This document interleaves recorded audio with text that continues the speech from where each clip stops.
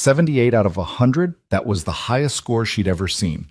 But before that day, she was the billionaire's daughter who failed every test, mocked by classmates, stripped of privilege, and forced to face her reflection. And the man who taught her to stand again. A single dad janitor who whispered one line that changed everything: start at zero. This is the story of downfall, pride, and second chances, where a broken girl, a relentless mother, and a quiet janitor collide in ways no one saw coming.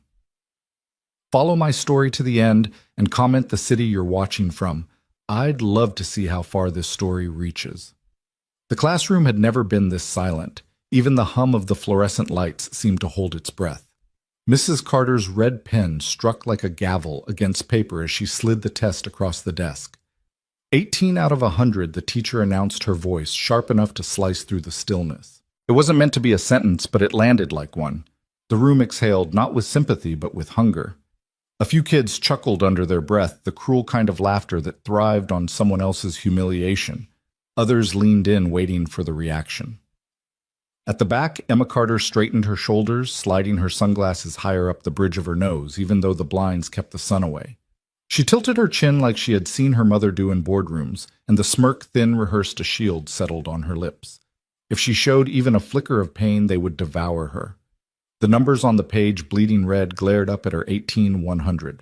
She folded the test with a casual flick, tucking it into her designer backpack.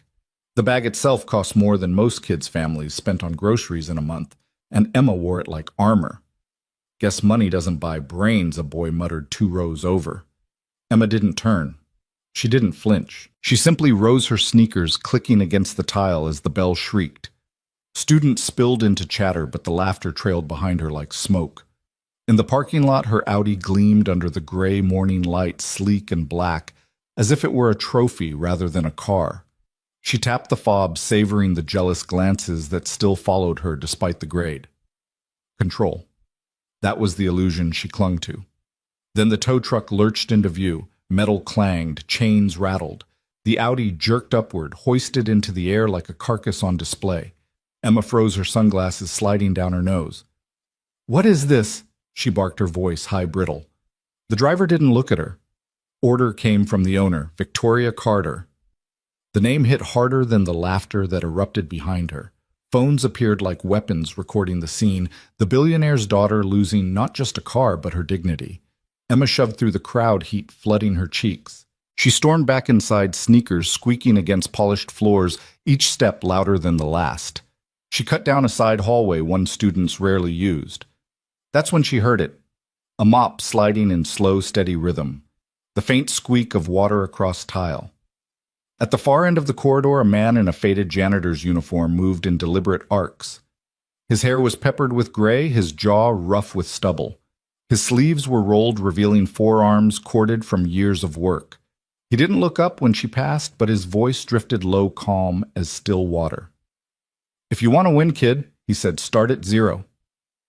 Emma froze mid-step, her anger colliding with confusion. She turned halfway, narrowing her eyes. "Excuse me?" The man leaned on the mop handle, studying the streak of water glinting on the floor. His gaze, when it rose, didn't waver. "All that noise out there, cars, clothes grades." "It's nothing. You want to learn, start at zero." Emma barked out a laugh, sharp and hollow. "Yeah, thanks, Shakespeare. I'll keep that in mind while you're—" She flicked her hand. "What waxing floors?" His expression didn't change. He simply pushed the mop forward again, water spreading like glass across the tiles. "Floors stay clean when you do the work," he said evenly. "So do people." Emma rolled her eyes, but the words snagged somewhere deep, like burrs she couldn't shake off. She marched away, sunglasses back in place, smirk restored. But her chest burned and the phrase trailed her into the silence. Start at zero. That night, the Carter mansion's marble kitchen glowed beneath chandeliers. Victoria Carter stood at the center phone pressed to her ear, her voice slicing through the air. "No, the report is unacceptable. I don't pay for excuses. I pay for results." She ended the call with a snap, then turned to her daughter. "You got an 18. Emma leaned against the fridge, arms crossed. "So I don't need algebra to run a company. That's what accountants are for." Her mother's eyes, steel gray, narrowed. "Don't you dare talk to me like you've earned the right to dismiss it. If you worked for me, you'd be fired. I'm not your employee. Emma shot back, her smirk wobbling. I'm your daughter. Big difference. Victoria stepped closer, perfume sharp and suffocating. The world doesn't care, Emma. Either you become someone or you'll be another rich kid with no spine, and I won't carry you. The ticking of the clock filled the silence. Emma wanted to spit something back, but the weight of her mother's words pressed against her chest like iron. She grabbed a soda, cracked it open, and stormed upstairs. Later, she stared at the ceiling of her cavernous room. The Audi was gone, her credit cards canceled. Even her driver had been reassigned. She was stripped down, humiliated, and worst of all, alone. But in the quiet, one sentence pulsed through her mind, stubborn as a heartbeat. If you want to win, start at zero. The bus stop had never looked so unforgiving. Emma Carter stood among the cluster of students she had mocked for years, her tailored blazer pulled tight against the morning chill.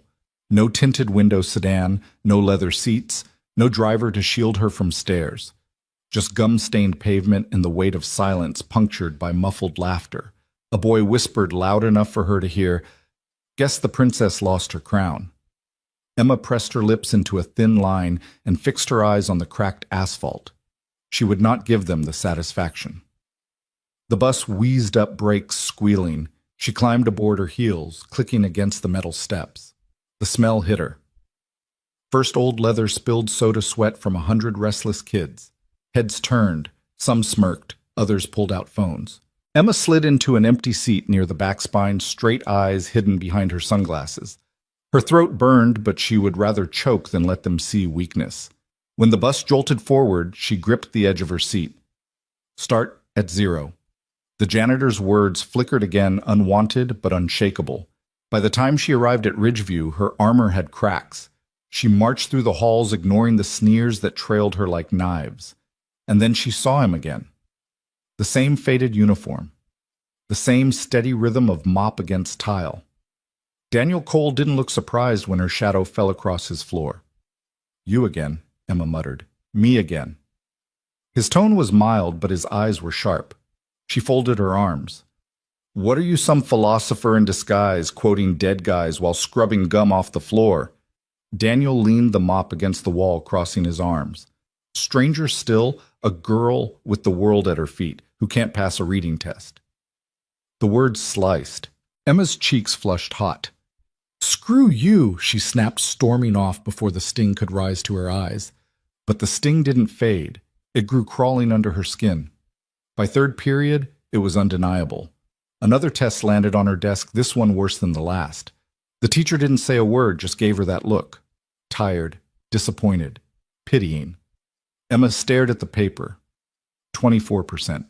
Below it, written in neat cursive, "Did you even read the passage?" The classroom blurred. Laughter hissed around her. For once, she didn't smirk. When the bell rang, she ducked through the back entrance to avoid eyes. Her sneakers squeaked against polished tile. And there he was again. Mop bucket. Lemon cleaner, calm eyes. "Rough day?" Daniel asked. Emma stopped, throat tightening. "You said something last time about Socrates." "You remembered. Yeah, weird for a janitor to quote philosophers." Daniel wiped his hands on a rag, crossing his arms. Weirder still when a girl born with every advantage can't sit still long enough to learn. She winced. "You used to be a teacher, didn't you?" Silence stretched. His gaze sharpened. "Not just philosophy. Plenty more before life threw me off balance." The hallway echoed with distant laughter. Emma swallowed. For the first time, she didn't feel like mocking. She felt like begging. "Then teach me," she whispered. "Please." Daniel studied her for a long moment, eyes steady as stone. Finally, he nodded once. On one condition. Emma leaned forward, hope and defiance colliding in her chest. "What you leave your name and your pride at the door. Start from zero, from the floor." Her chest rose and fell. She thought of her mother's words, of the humiliation clinging like smoke, of the laughter that echoed louder than her own voice. "Fine," she said. Her voice cracked, but she didn't back down. "I can't keep failing." Daniel extended his hand. Daniel Cole. Emma hesitated, then shook it. "Emma." His grip was firm, steady, the kind that made promises. Tomorrow, Daniel said. We begin. That night, Emma lay awake staring at the green notebook he had shoved into her hands. Its blank pages glared back at her, daring her to waste them, or let them change everything. For the first time in her life, Emma Carter wondered if the floor, not the ceiling, was where she needed to start. Dawn didn't break so much as seep the thin, pale kind of light that makes a hallway look like a photograph left too long in the sun. The school was still asleep. Lockers stood like sentries. The exit signs cast red ovals on polished tile. Somewhere a boiler coughed the building, clearing its throat before first bell. Emma Carter's sneakers squeaked once, then fell quiet. She clutched the green notebook he'd given her like it might try to run. Starting over sounded poetic at midnight. At 6:10 a.m., with breath fogging in the cool air of the east wing, it felt like walking into a courtroom. Daniel Cole was already there. He worked in a careful rhythm, sleeves rolled wrists, turning the mop as if he were erasing something and inviting it back cleaner. A dented steel thermos waited on the windowsill beside a folded rag, a little shrine to repetition. He didn't look up when she arrived. "You're late," he said without checking a watch. "I'm 20 minutes early," she shot back. "For school, maybe. For the work, late." He parked the mop against the wall, wiped his hands, and finally met her eyes. "We settle something first." She raised her chin. "I showed up, didn't I?" Showing up is not the same as shedding. He nodded at the double doors behind her. Beyond them, the school's main corridor stretched toward trophy cases and framed championship photos, the hallway that knew her name by shine alone. "Out there, you're a Carter, and here you're a student. Say it. Say what my name doesn't matter." Emma's eyebrows jumped. "Excuse me." He didn't blink. "If you want me to teach you, you leave your name and your pride at the door. It's the only way this works." She tried to laugh and couldn't find the air. In her head, the old answers lined up: the practiced sarcasm, the bored flip of hair. But the image of her Audi swinging on a chain of a camera lens, capturing her like prey, flashed behind her eyes. She swallowed. "My name doesn't matter," she muttered. Again. "My name doesn't matter," she said louder this time, as if volume could keep the truth from touching her. He waited a beat longer than felt humane, then nodded once. "Good." He handed her a pen he produced from his shirt pocket. It wasn't sleek or pretty, just a cheap black rollerball with a chewed cap. It felt like a dare. "Sit," he said. He pointed her to a bench beside a bank of tall windows. Dust motes drifted like snow in the strip of sunlight. The hallway smelled faintly of lemon cleaner and old books. Someone had left a faded bulletin board announcement for a canned food drive that ended 2 winters ago. It felt wrong and somehow perfect. Page 1. Daniel said, standing opposite her, the mop resting against his leg like a soldier's pike at ease. "Write about your greatest fear. 10 minutes. Don't stop the pen. If nothing comes out, write nothing until something does. No crossing out, no starting over, no performance." Emma scowled. "You want an essay?" "A list." "What I want the truth," he said. "You can decorate it later." Decorate. A word she understood. She'd been decorating truths for years until even she couldn't see the bare wall behind them. She clicked the pen. The notebook's first page looked like a cliff. "This is stupid," she said out of habit more than conviction. He didn't argue. He checked his phone. The glass was cracked in a spiderweb at the corner and started a timer. Go. The first seconds hurt physically the way a limb protests after being asked to move for the first time in too long. The pen scratched, hesitated, skittered. She wrote about hating tests, then about hating teachers, then about hating the way her mother's heels sounded on marble when she was angry. The sentences came in fragments, ugly and obvious, and not at all like the essays that had earned her last night pity and first morning failure. 90 seconds, Daniel said. She squeezed the pen harder. The ink track grew darker. Something gave way, not a breakthrough, so much as a tiny knock at a locked door.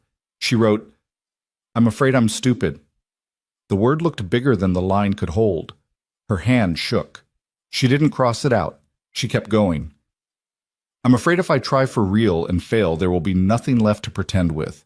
I'm afraid my mom loves a version of me that doesn't exist. I'm afraid of rooms where people already decided who I am." 30 seconds. The timer chirped. Emma's last sentence trailed off in an ink bruise. She capped the pen like she was bandaging a wound and flipped the notebook shut, breathing hard for no good reason. Daniel didn't take the notebook. Again tomorrow, he said. Same question. Tomorrow. She laughed without humor. You didn't even read it. It's not for me. His tone had narrowed into something surgical. It's for you. Fear only shrinks when you look it in the eye 3 times. She bristled.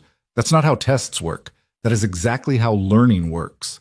He leaned his hip against the window ledge and folded the rag like a figure 8, neat and automatic. 1 pass makes a floor look fine.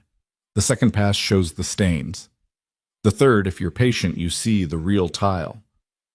Oh my God, are you seriously comparing me to grout? I'm comparing bad habits to grime. He allowed himself a thin smile. Both are sticky. She stared at him. So that's your big plan. Make me journal until I magically get an A. He cocked his head. Do you want a trick or a foundation trick? She said reflexively. Obviously. Honest. Good. But tricks fail when the lights go out. He nodded toward the notebook. Foundation keeps you standing when they do. She looked away toward the row of lockers opposite. The metal reflected the window light in long silver ribs. Somewhere in the building, a custodian cart rattled. Somewhere else, a door latch clicked. The school was waking up. What happened to you? She asked suddenly. You talk like somebody who used to be more. More what he said. More than this.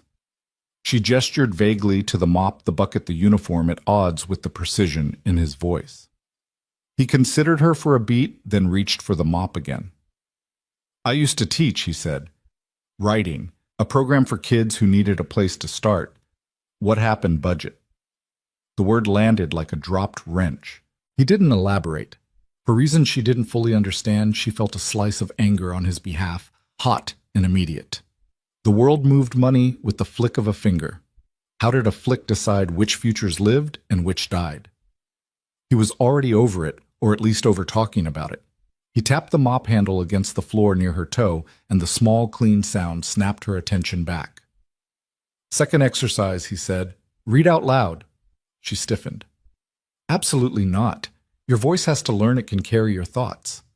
My voice carries just fine, she said, and even she could hear the falseness in it. He waited. She opened the notebook again, found the place where the ink bruise had dried into a small continent, and cleared her throat. The first words came out sideways, her tongue tripping the way runners do the first day back on a track. She read too fast, then too slow. The sentence about being stupid scraped her throat raw on the way out. She thought she'd skip it. She didn't. Her voice shook. It didn't break. When she finished, the hallway felt different, like someone had opened a window she couldn't see. Daniel didn't clap. He didn't give a gold star or a pity smile. He nodded once, the same way he'd nodded, for my name doesn't matter, as if he were marking the lay of a foundation stone. Homework, he said. She groaned. Seriously. You'll write the same thing again tonight, he said, but slower. Then you'll sleep. In the morning, you'll copy it once more, then bring all 3 pages. That's reps, he said. Trying doesn't build muscle. Reps do. She hooked her hair behind her ear and studied him for a second like she could catch him falling out of character. But there was no performance on his face, just a steadiness that didn't wear out under scrutiny. A shriek of a bell far down the corridor cut the quiet. The building exhaled. Voices and footsteps spilled into the main hall, faint. At first, then louder, the sound of 100 stories coming back online. Emma stood clutching the notebook. What am I supposed to do when people laugh? Decide which war you want to win, he said. That sounds like something on a poster. It's something learned on a floor. He tipped his chin toward the approaching noise. Out there, your ego wants a scene. In here, your mind wants a life. Feed the right one and the other starves.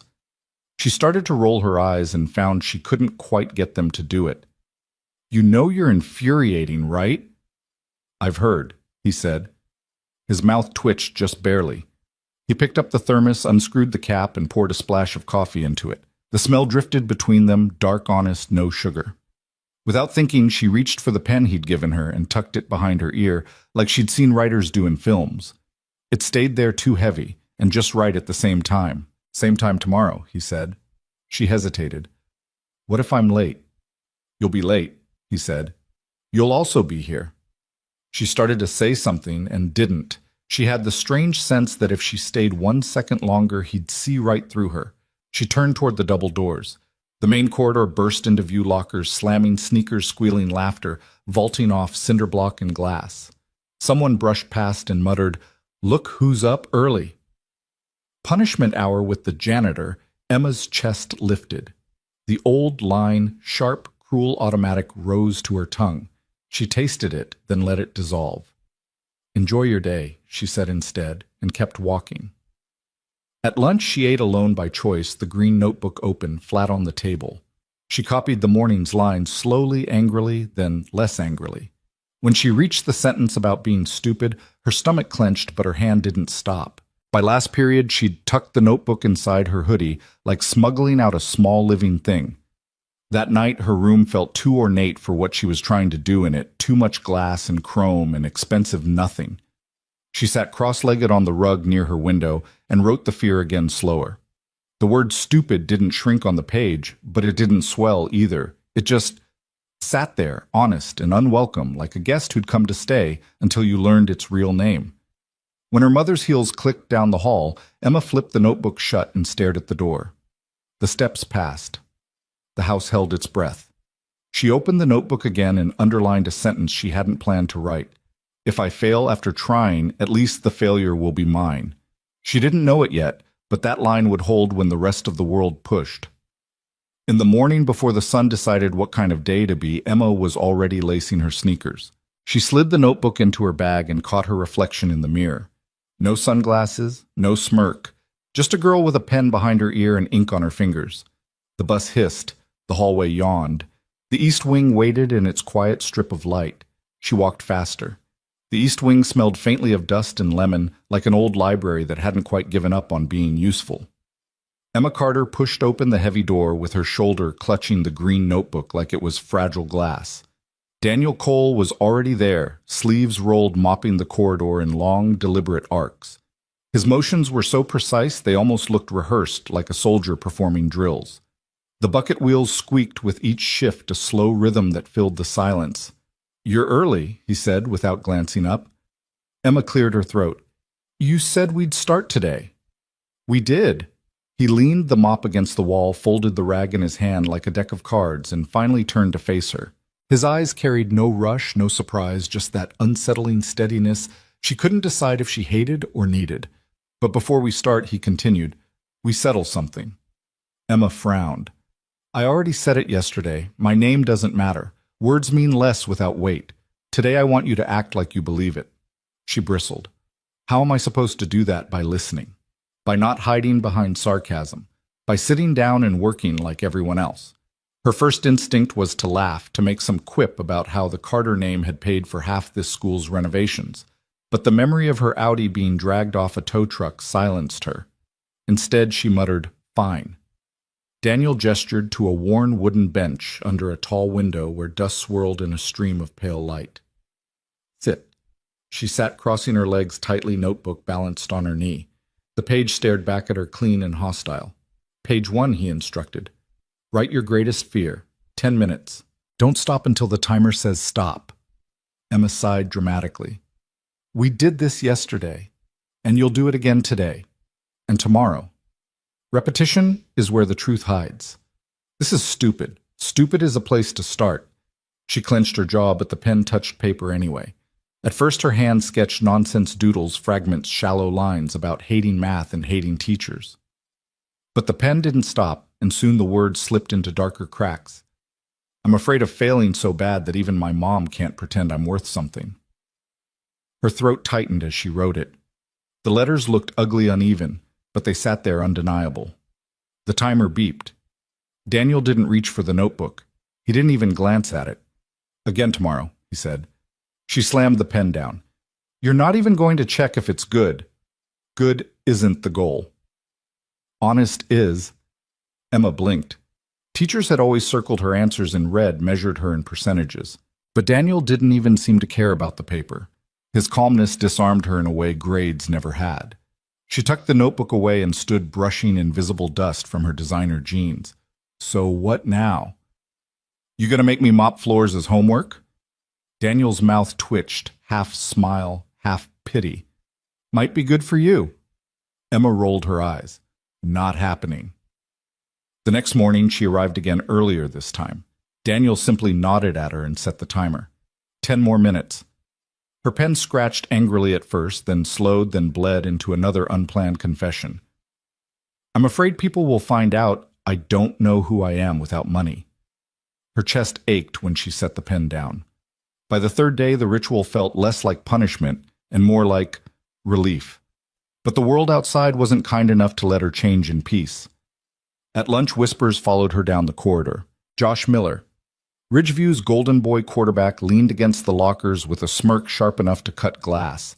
His phone was already recording as he sneered, "Look at this, boys."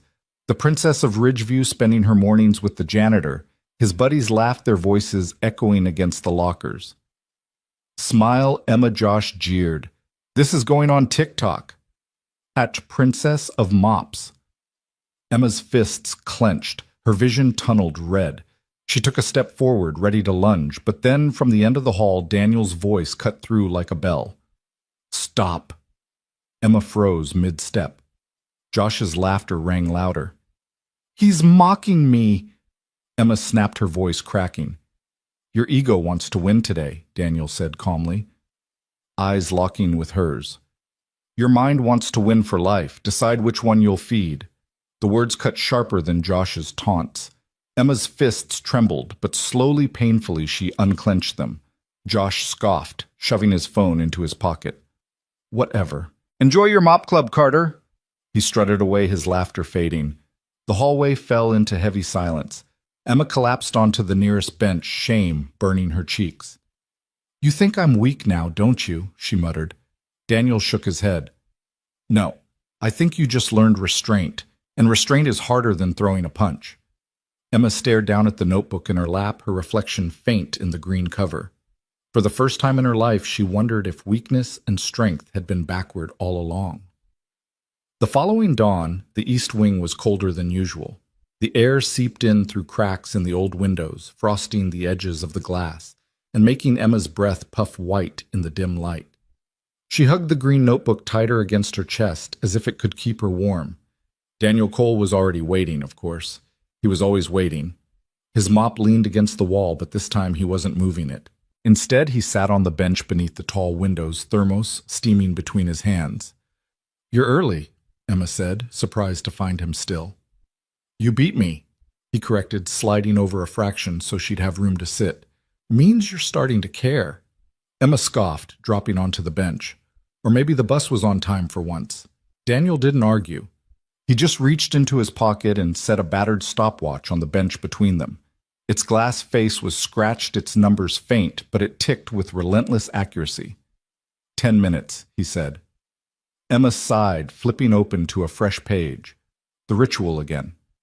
10 minutes of pouring her guts onto paper she wasn't sure she even wanted to read back. But something happened that morning. Instead of circling around her fears, she wrote about her mother. About Victoria's sharp words about the way heels on marble echoed like judgment, about the way silence in the mansion felt heavier than noise. By the time the timer beeped, her hand ached, but her chest felt lighter. Daniel glanced at the notebook, but didn't reach for it. Bring it again tomorrow. Emma slammed it shut. Don't you ever get bored of saying the same thing? His eyes softened, though his tone stayed even. That's the point. Repetition is what scrapes away the lies. She looked at him at the calm lines on his weathered face. For a moment she saw past the uniform and the mop and wondered who he had been before life demoted him to this. Why do you even care if I learn anything? She asked suddenly. He shrugged, sipping from his thermos. Because I've seen kids with less than you learn to fight for truth. And I've seen kids with more than you waste it all. Which side you fall on, that's your choice. Emma rolled her eyes, but the words settled inside her, stubborn and heavy. By the fourth morning, she was already seated when Daniel arrived. The notebook lay open on her lap, her pen moving before he even spoke. He paused at the end of the hall, watching for a moment, and though his expression didn't shift, the faintest twitch touched the corner of his mouth. You know what your problem is, Carter, he asked quietly. Emma looked up, glaring. I thought we left names at the door. Exactly, Daniel said. Your problem is you keep sneaking it back in. Her jaw tightened. I'm trying. Trying doesn't build muscle. Reps do. So here's your first real rep right about the thing you won't say out loud. The thing that makes you feel small. Emma's stomach lurched. She wanted to argue, to protest, to laugh it off, but the challenge in his steady eyes pinned her in place. Slowly, she lowered her pen to the page. The first lines were shaky, halting, but they came. She wrote about standing in her mother's shadow, about never feeling enough even when everything around her screamed that she had it all. When she finished, her hands were trembling and she slammed the notebook shut. Happy now, she snapped. Daniel didn't look at the notebook. Better. You're closer to the floor. She groaned, shoving the pen into her bag. You and your metaphors, man. He stood, picking up the mop again. Metaphors last longer than numbers on a page. Remember that. Later that week, something unexpected happened. When Emma entered the East Wing, she wasn't alone. A girl with dark braids and thick glasses stood by the library door, clutching a stack of textbooks to her chest. She looked startled, as though she'd stumbled into a secret. Am I interrupting? The girl asked timidly. Emma narrowed her eyes. This isn't tutoring.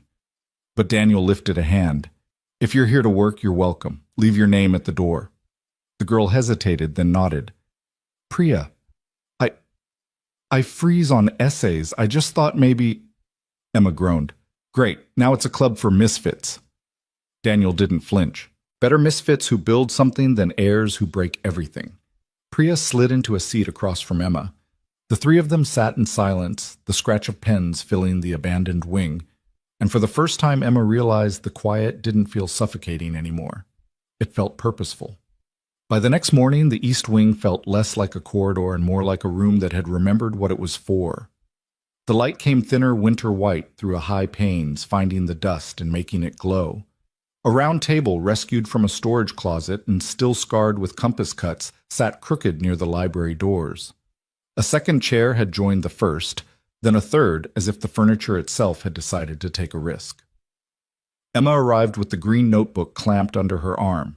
Priya was already there, hugging a stack of textbooks like a life vest. She offered a small, uncertain smile. Emma, without thinking, returned one half a nod, the kind of truce that didn't need negotiating. Daniel set a dented thermos on the table and pulled a fourth chair into place. We're not a class, he said. We're a workshop. There are rules. Emma tipped back in her chair, ankle crossed over knee, pretending not to care as much as she did. Priya leaned forward as if she could will the words faster out of him. Rule 1, Daniel said, holding up a finger. No last names. In here, no one gets to be a family crest or a college brochure. You are a voice and a set of hands. If you can't live with that, the doors are open. Emma's mouth twitched. What if I like my last name? Keep it, he said evenly, just not in this room. Priya nodded almost gratefully. Something in her shoulders dropped. Rule 2, he continued. Honesty is not optional. You can be messy, quiet, angry, scared. But if you fake it, your words will collapse under their own weight. We don't carry words that won't carry themselves. He let the silence hang for a beat, then added, Rule 3. No one bleeds alone. If this world laughs out there, it does it without us. And here we defend one another. If you break that, the workshop breaks. And I don't build broken things. Emma traced a finger over a knife groove in the tabletop, the kind of vandalism that outlives the kid who made it. Without meaning to, she heard her own breath in the quiet. Phones, Daniel said, holding out a small metal tray he must have stolen from a science lab. Face down. Emma's eyebrows shot up. That's a little Soviet, don't you think? Phone down, Carter? He said, not unkindly.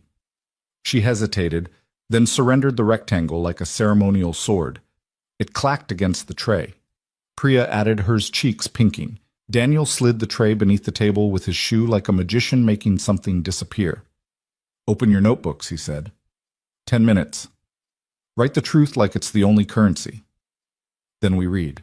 Priya went first voice so soft at the beginning that the words seemed to hide. By her second paragraph, they were standing. She read about freezing in front of blank pages, about teachers who praised her diagrams but sighed at her sentences, and about how she had learned to speak with numbers because letters betrayed her. When she finished, she kept her eyes on the table like she'd just confessed a crime. "Thank you," Daniel said. "What stayed with me?" He looked at Emma. That line, "I speak science because it doesn't lie about what it measures." That's clean and brave. Save it. Priya blinked as if the word brave had never been taped to her name before. She pressed the notebook to her chest in a small private hug. Emma felt the pressure to match it something she hated and craved at once. She cleared her throat and read what she'd written in the dawn, a trembling paragraph about marble floors and the echo of her mother's heels about pretending to be fine because the sound of disappointment hurt more than the tests themselves.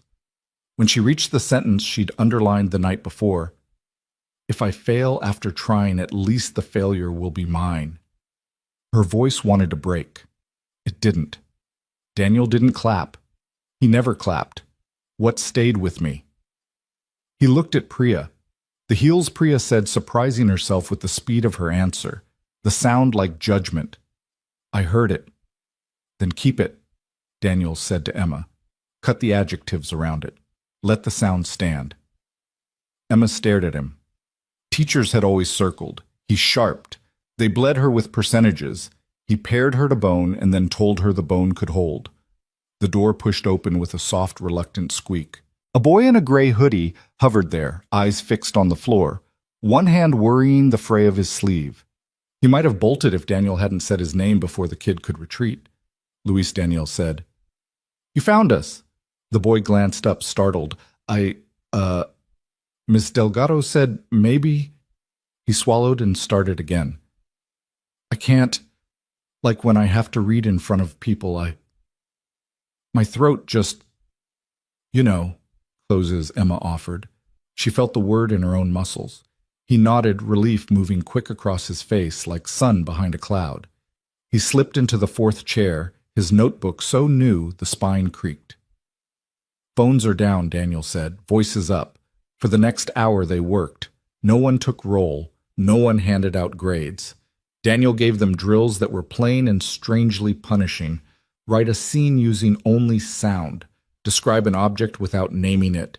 Copy your own paragraph by hand and remove every word that didn't carry its weight. He set 10-minute timers and never let them cheat. Time became a shape, the work a muscle they could feel.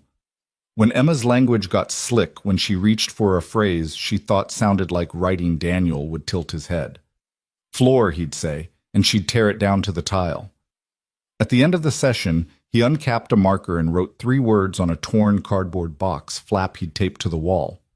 "Start at 0." The letters were blocky and imperfect, the O more oval than circle. It looked like something a child would draw, and somehow that made it truer. "Not a slogan," he said. "A position. You stand here until you earn the next inch." He turned to pry open a stuck window, letting a slash of cool air through. Emma leaned toward Priya, dropping her voice to a whisper. "Does he know he talks like a fortune cookie?" Priya bit back a smile. The intense kind, like artisan fortune cookie. Emma's almost smile evaporated when the bell blared somewhere in the main building, a violent noise in a tender room. They packed slowly, reluctant. When they reached under the table for their phones, Daniel kept a palm over the tray for half a second longer. "Promises," he said, scanning their faces. "You know what you heard today. Protect it. You don't need to defend yourselves to the world, but you do need to defend this room." Luis nodded. Priya said, "Yes." Emma, to her own surprise, found herself answering, "Okay." They spilled into the hall, words unused to their throats, shoulders hitching, as the noise of the regular day poured over them, lockers slamming, sneakers squealing, announcements crackling. As they turned the corner toward the main corridor, 2 boys leaned back from a drinking fountain. One of them, a wide receiver with a haircut that cost more than Emma's first 3 notebooks, looked up through wet lashes and smirked. "Morning study group," he said. "What are we studying, janitorial science?" Luis ducked his head. Priya went very still.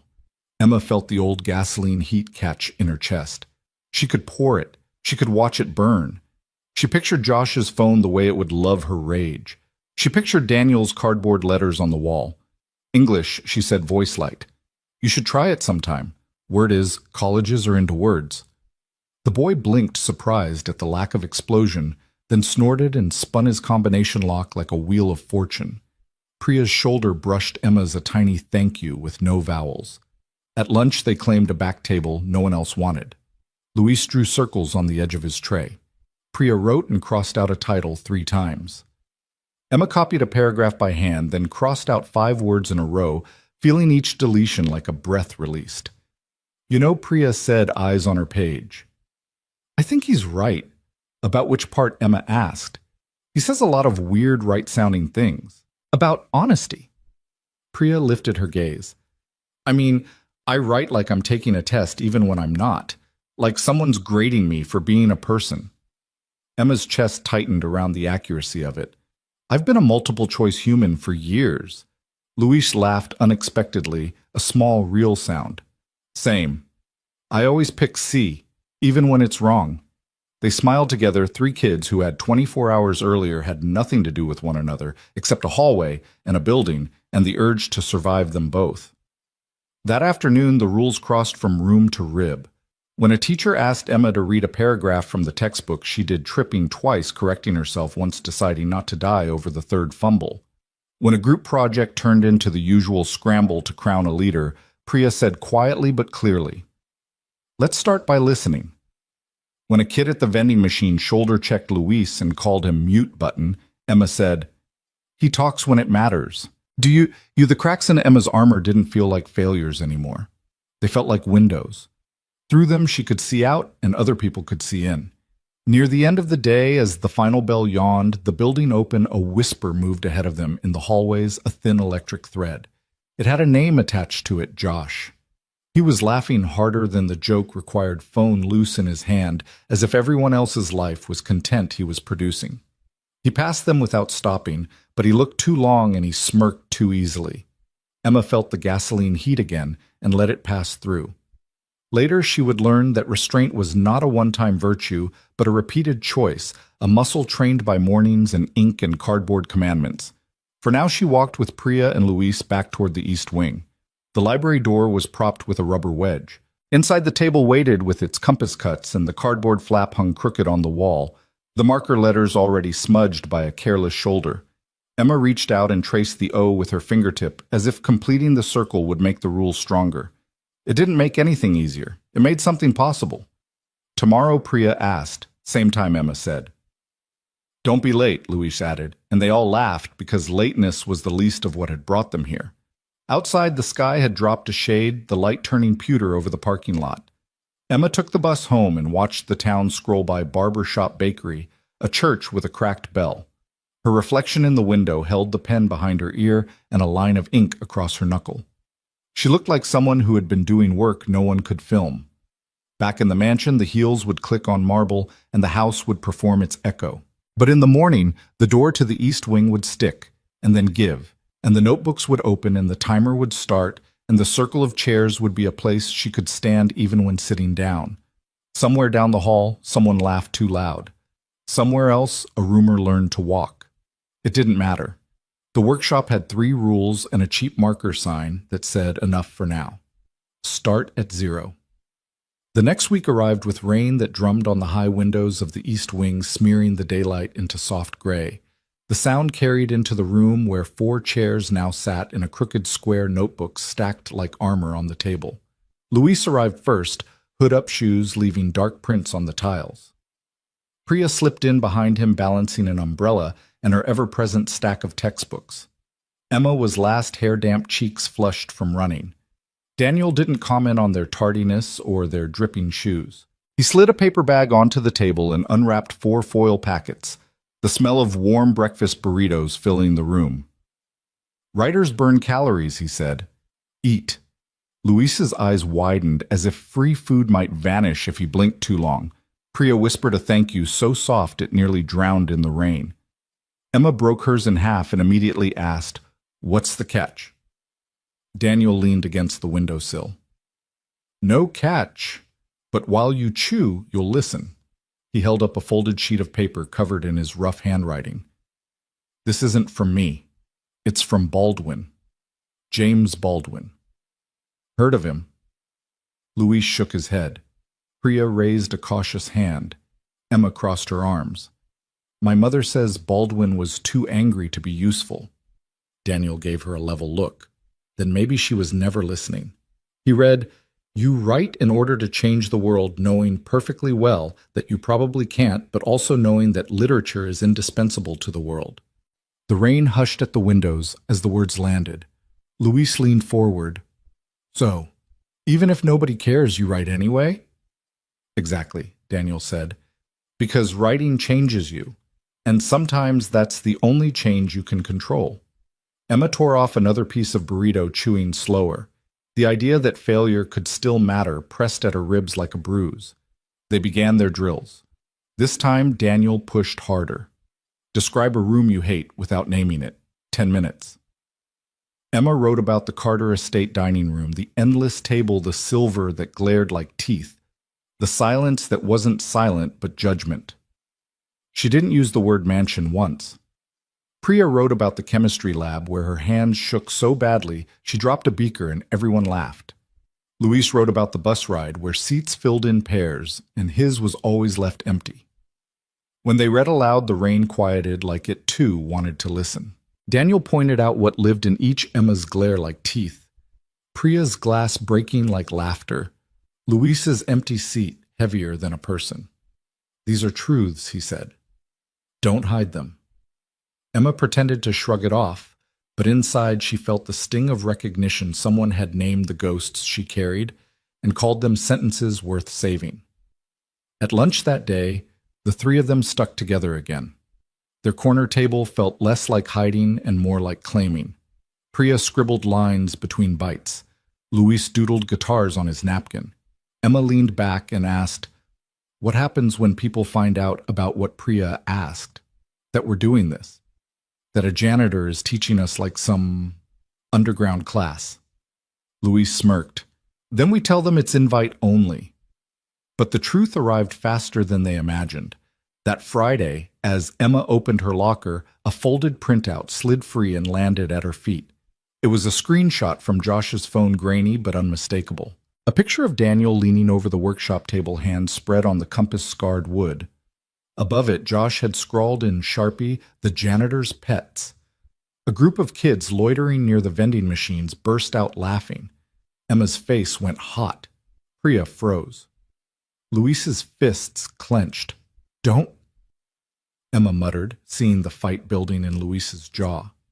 She crumpled the paper and shoved it deep into her backpack. "He wants us to explode." "We won't," Priya's voice shook. "But now everyone knows." Emma took a breath and forced herself to remember the cardboard on the workshop wall. "Start at 0. Then let them know," she said, her voice steady. "We'll write better than they'll ever laugh." That afternoon they returned to the East Wing with the tension thick in the air. Daniel was already waiting, mop leaning against the doorframe. He studied their faces and the way Priya's hands trembled as she opened her notebook. They found out Emma admitted. Josh posted a picture. Daniel didn't flinch. He just moved to the cardboard sign and underlined the word 0 with his marker until the cardboard nearly tore. "Then this is the test," he said quietly. "Do you stop because the world noticed, or do you keep going?" Emma's throat tightened, but she nodded. Luis opened his notebook. Priya steadied her pen. They chose to keep going. By Monday morning, Ridgeview High was buzzing with Josh Miller's stunt. The photo of Daniel and the three students had spread faster than Emma could have imagined. It was plastered on group chats, printed and taped to lockers, whispered about in the cafeteria. Everywhere she walked, she felt eyes on her, some mocking, some curious, all cutting. At her locker, 2 girls from the debate team walked past, giggling loud enough for her to hear. "Guess Billionaire's kids really do slum it sometimes," one sneered. "Maybe she'll get extra credit for learning how to scrub toilets," the other added, and they both burst into laughter. Emma's throat burned, but she didn't reply. She tightened her grip on the green notebook inside her bag, her lifeline to the one place that didn't feel suffocating. That afternoon, she stormed into the East Wing before anyone else. Daniel was wiping down a row of desks, his motions steady as always. She slammed the notebook on the table. "Do you even realize what's happening out there? They're laughing at me. At us." Daniel straightened slowly, resting his rag over the bucket. "And what are you going to do about it?" Her jaw dropped. "What am I?" I came here because I thought you were helping me, not making me the joke of the school. For the first time, his calm cracked, his voice sharp as steel. Emma, you came here because you already were the joke, failing every test, drowning in excuses. Now you've got people's attention. What you do next decides whether they remember you for weakness or for fire. She froze, words lodging in her throat. Daniel rarely raised his voice. The weight of it pinned her. The door opened and Priya slipped in, clutching her books tighter than ever, eyes darting between them. Luis followed, expression, dark earbuds dangling from his hoodie. The air buzzed with tension. They know, Emma said bitterly. Good, Luis muttered, dropping into a chair. Now they'll watch when we prove them wrong. Priya hesitated, voice trembling. But what if we don't? Emma sank into her chair, suddenly aware of how fragile their little club was. One laugh, one cruel post, and the fragile safety they had built could crumble. Daniel picked up the battered stopwatch, set it on the desk, and pressed start. 10 minutes. Right about the moment you felt most ashamed. Don't pretty it up. Don't protect yourself. Just bleed it out. Priya's hand shook as she gripped her pen. Luis hunched low, jaw clenched. Emma stared at the blank page, her heart pounding. Slowly, her pen began to move. The moment my mom looked at me after another failed exam, and I saw it in her eyes, that flicker that said I was less, that I was a disappointment. I wanted to scream, but all I did was smile, like it didn't cut me open. By the time the timer beeped, Emma's eyes were wet. She slammed the notebook shut, wiping her face roughly. Priya wouldn't meet anyone's gaze. Luis looked like he might snap his pen in half. Daniel's voice was softer now. That's how you take back power. Not by pretending. By owning the wound until it belongs to you, not to them. For the first time, Emma didn't feel mocked by the cardboard sign on the wall. Start at zero wasn't an insult anymore, it was survival. That night, when she got home, Victoria Carter was waiting in the marble foyer, arms crossed. The house was cavernous, every sound echoing. I got a call, her mother said coldly. From the headmaster. He tells me you've been fraternizing with a janitor. Emma's heart dropped. It's not like that. Victoria's eyes narrowed. Do you have any idea what this does to our family's image, to my company's reputation? You are a Carter. You do not waste your time with the hired help. Emma's chest tightened, anger and shame warring inside her. She thought of Daniel's words about choosing fire over weakness. Maybe being a Carter is the problem, she blurted. The silence that followed was like glass shattering. Victoria's face paled, then hardened into something colder than stone. Go to your room, she said, voice trembling with restrained fury. And if I hear one more word of this nonsense, I'll have that man fired before the week is out. Emma fled upstairs, clutching the green notebook to her chest, as though it could shield her. She locked the door and sank onto her bed, her hands shaking. For the first time, she realized just how much was at stake, not just her reputation at school, but Daniel's job, his livelihood. The laughter in the hallways had been cruel enough, but her mother's threat made the notebook in her lap feel heavier than ever. Victoria Carter didn't drive herself often, but fury made poor company for chauffeurs. The rain had thinned to a mist by evening, the kind that painted the windshield with 1,000 restless pinpricks no wiper could quite erase. She took the turns toward Ridgeview on muscle memory, the Bentley's engine a low, barely leashed growl under her hands. The headmaster's call still rang in her ears, phrases like inappropriate boundaries and optics. She'd used those words her whole career to cut problems from the bone. Use the words right, and you never had to look anyone in the eye. She told herself she wasn't here to look anyone in the eye. The lot was mostly empty. Sodium lights hummed, throwing cones of pale orange over slick blacktop. A maintenance truck idled near the side entrance, its headlights off its cab glowing with the blue of a phone screen. The school's glass doors stood dark, riddled with exit signs flickering like distant buoys. Victoria killed the engine and sat for a moment, hands on the wheel, the leather cool beneath her palms. She could march to the principal's office right now, demand an end to this nonsense, and have the janitor escorted out by morning. You didn't build an empire by asking twice. Her phone buzzed on the passenger seat. A board member. Saw the post. Do you need me to handle this? She typed and erased 2 responses. The pregnant pause of indecision irritated her. She chose the safest lie. Evaluating, she wrote, more tomorrow. On the far side of the lot movement, a man stepped from the shadows of the east wing, a mop handle propped on his shoulder like a weary rifle. He held a backpack in one hand and a paper grocery bag in the other. A small figure trailed him, more shadow than child, a pink jacket bright against the drizzle. Victoria leaned forward. Daniel Cole set the mop carefully against the brick, then crouched to the child's level. The little girl stood pigeon-toed, one lace dragging in the wet. She looked up at him with the complete trust of someone who had never considered that an adult might drop her. He dropped the grocery bag on the curb and reached for her sneakers. "Foot," he said softly. The girl lifted one without question. He looped the lace, pulled double-knotted, then ran a thumb along the bow, the way a craftsman tests a joint. The jacket's hood fell back, and the girl laughed, the sound small and round and real enough to cut the last of the rain. Again she demanded, presenting the other foot with regal urgency. Again he agreed, which was the word Victoria had said to 100 teams in 100 meetings, and never once in that tone. The second shoelace was crooked. He didn't fix it. He tugged it without judgment and tapped her knee. "Good. Good." She sang, then lifted the paper bag and peered inside. "What's for dinner? Pasta. The cheap kind that pretends it's expensive if you add basil." He ruffled her hair. "We'll argue about homework while it boils." "You'll lose," she said with great authority. He laughed. "I always do." The exchange was so ordinary, so unmarketed, that Victoria's vision blurred for a second. She blinked hard and blamed the rain. Then the girl did something that unsettled her more than the laugh had she reached into the bag, pulled out a spiral notebook and a fistful of markers, and sat immediately on the curb to draw. The page bloomed with a circle. The letters around it were unsteady, the proportions wrong, but the intention was unmistakable. Start at 0. Victoria's mouth thinned. There it was, the phrase Emma had hurled at her like a dare, a commandment written by a child's hand on a wet curb, the world insisting on its meanings and refusing to ask permission from her. She could step out.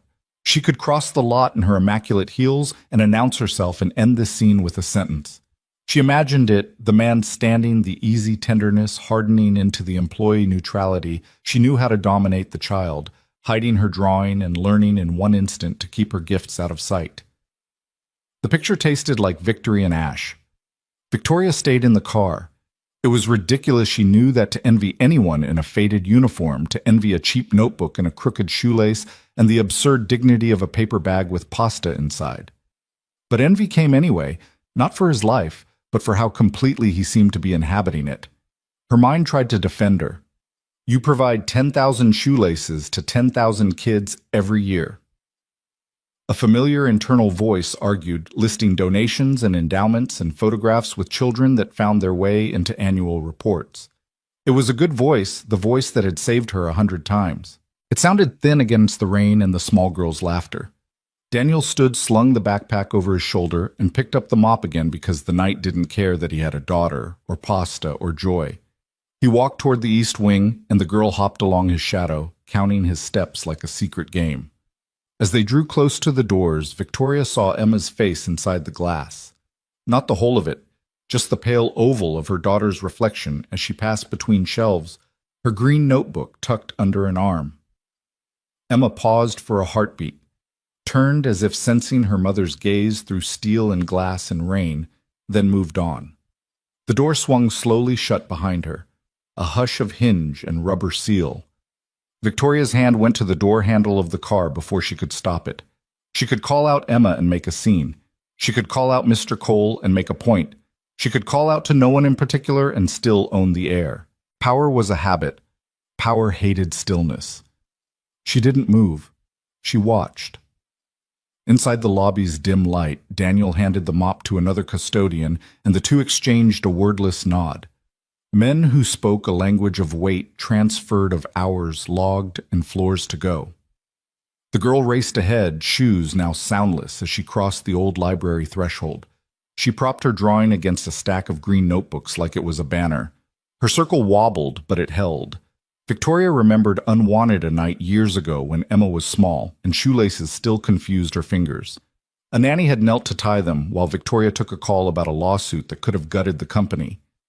Emma's eyes had been on Victoria the whole time, not the nanny, like a compass refusing to acknowledge the wrong north. The case had settled. The numbers had lined up. The board had applauded. The look in her daughter's eyes had not changed.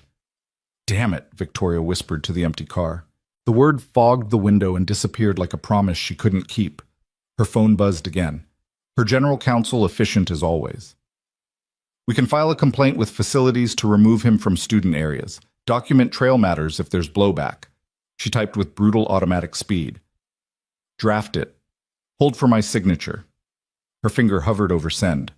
Outside, the girl lifted her drawing toward Daniel, bouncing on her toes.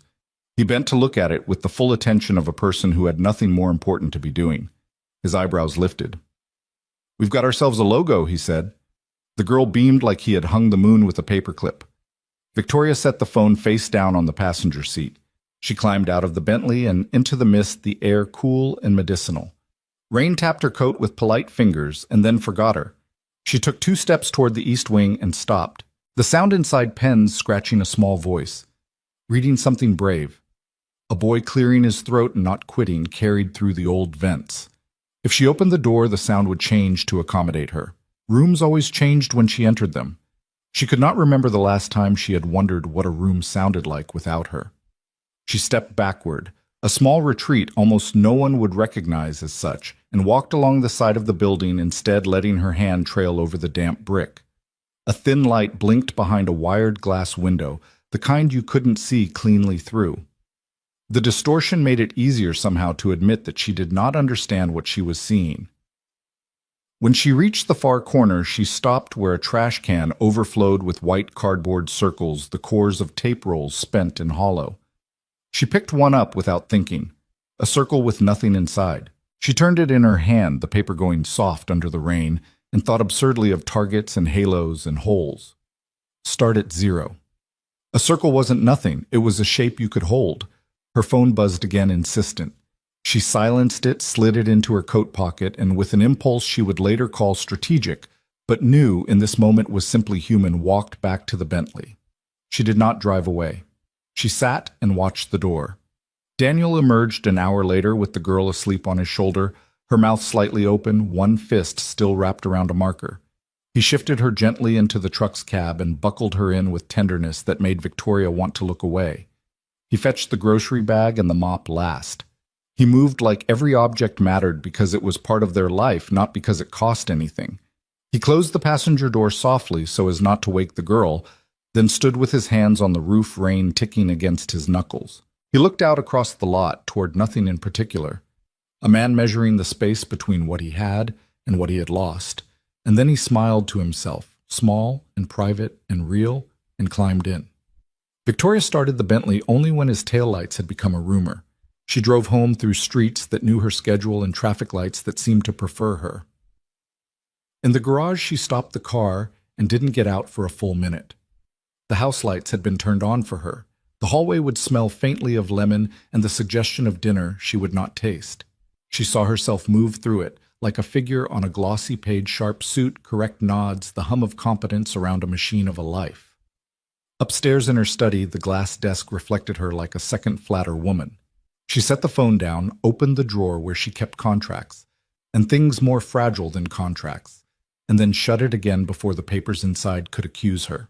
She pressed her palms flat on the desk until the cool bled into her skin. When she finally did pick up the phone, the draft to remove him from student areas still glowed. She deleted it. In its place, she wrote to the headmaster, "I want to see the space they're using. Schedule time. I need to understand the scope before we act." The message was all caution and plausible deniability. It was also the least she could do to buy one day.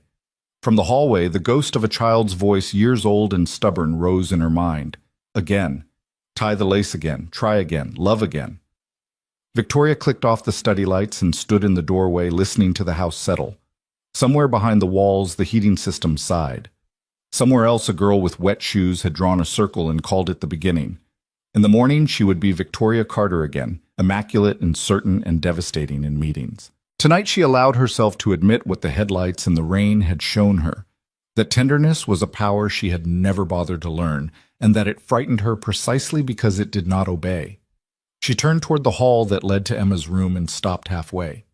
Some rooms change when you enter them. Some change you if you wait outside long enough. She chose for once to wait. Morning at Ridgeview had its own rhythm lockers slamming like drum sneakers squeaking across tile, voices bouncing off walls too old to absorb them. But in the East Wing library the rhythm slowed.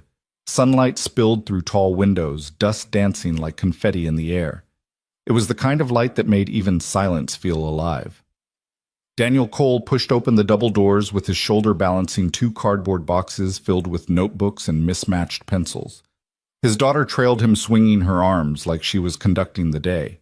Inside, Emma Carter sat cross-legged on the floor, her notebook open across her knees.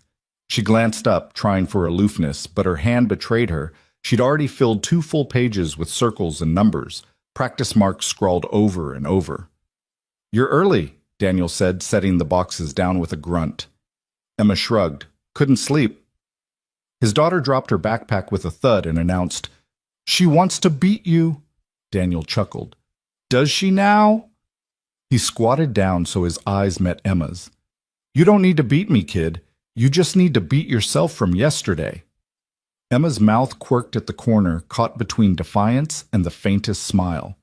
The library smelled of old pages and floor polish, of rain still drying on the windowsills. Desks had been pulled into a loose circle, a whiteboard leaned against a wall, a stray squeak of marker from last night still visible. On the board in crooked letters, someone had written again, "Start at 0." Daniel clapped his hands. "All right, circle up. Today isn't about numbers, it's about voices. You're going to read, out loud." Groans and eye rolls came from the half-dozen kids gathering in the room. They were the quiet ones, the overlooked ones, the ones Ridgeview cataloged as average. They slouched in chairs braced for embarrassment. Emma's face reddened. She lowered her gaze to the open book in her lap. "I can't," she whispered. Daniel heard it, but didn't call her out. He simply picked a thin paperback from the box and handed it to another boy. "You start. Doesn't matter if you stumble." The boy read a line, then faltered. Another girl picked up where he left off, voice cracking. A third carried it further, and soon the halting words passed around the circle like a fragile ball. Nobody wanted to drop. When it came to Emma, the silence pressed heavy. Her hands tightened on the notebook. "Skip me," she muttered. Daniel crouched at her side. "Emma." She shook her head. "Tell you what," he said. Softly, voice steady. "Don't think of it as reading to us. Think of it as reading to her." He nodded at his daughter, who was busy drawing crooked stars in the corner of her page. Emma swallowed. "That's worse." His daughter looked up, all blunt honesty. "You're scared." Emma bristled. "I'm not scared." "Then prove it," the little girl said, folding her arms. Daniel hid his smile. The kid had inherited his stubborn streak.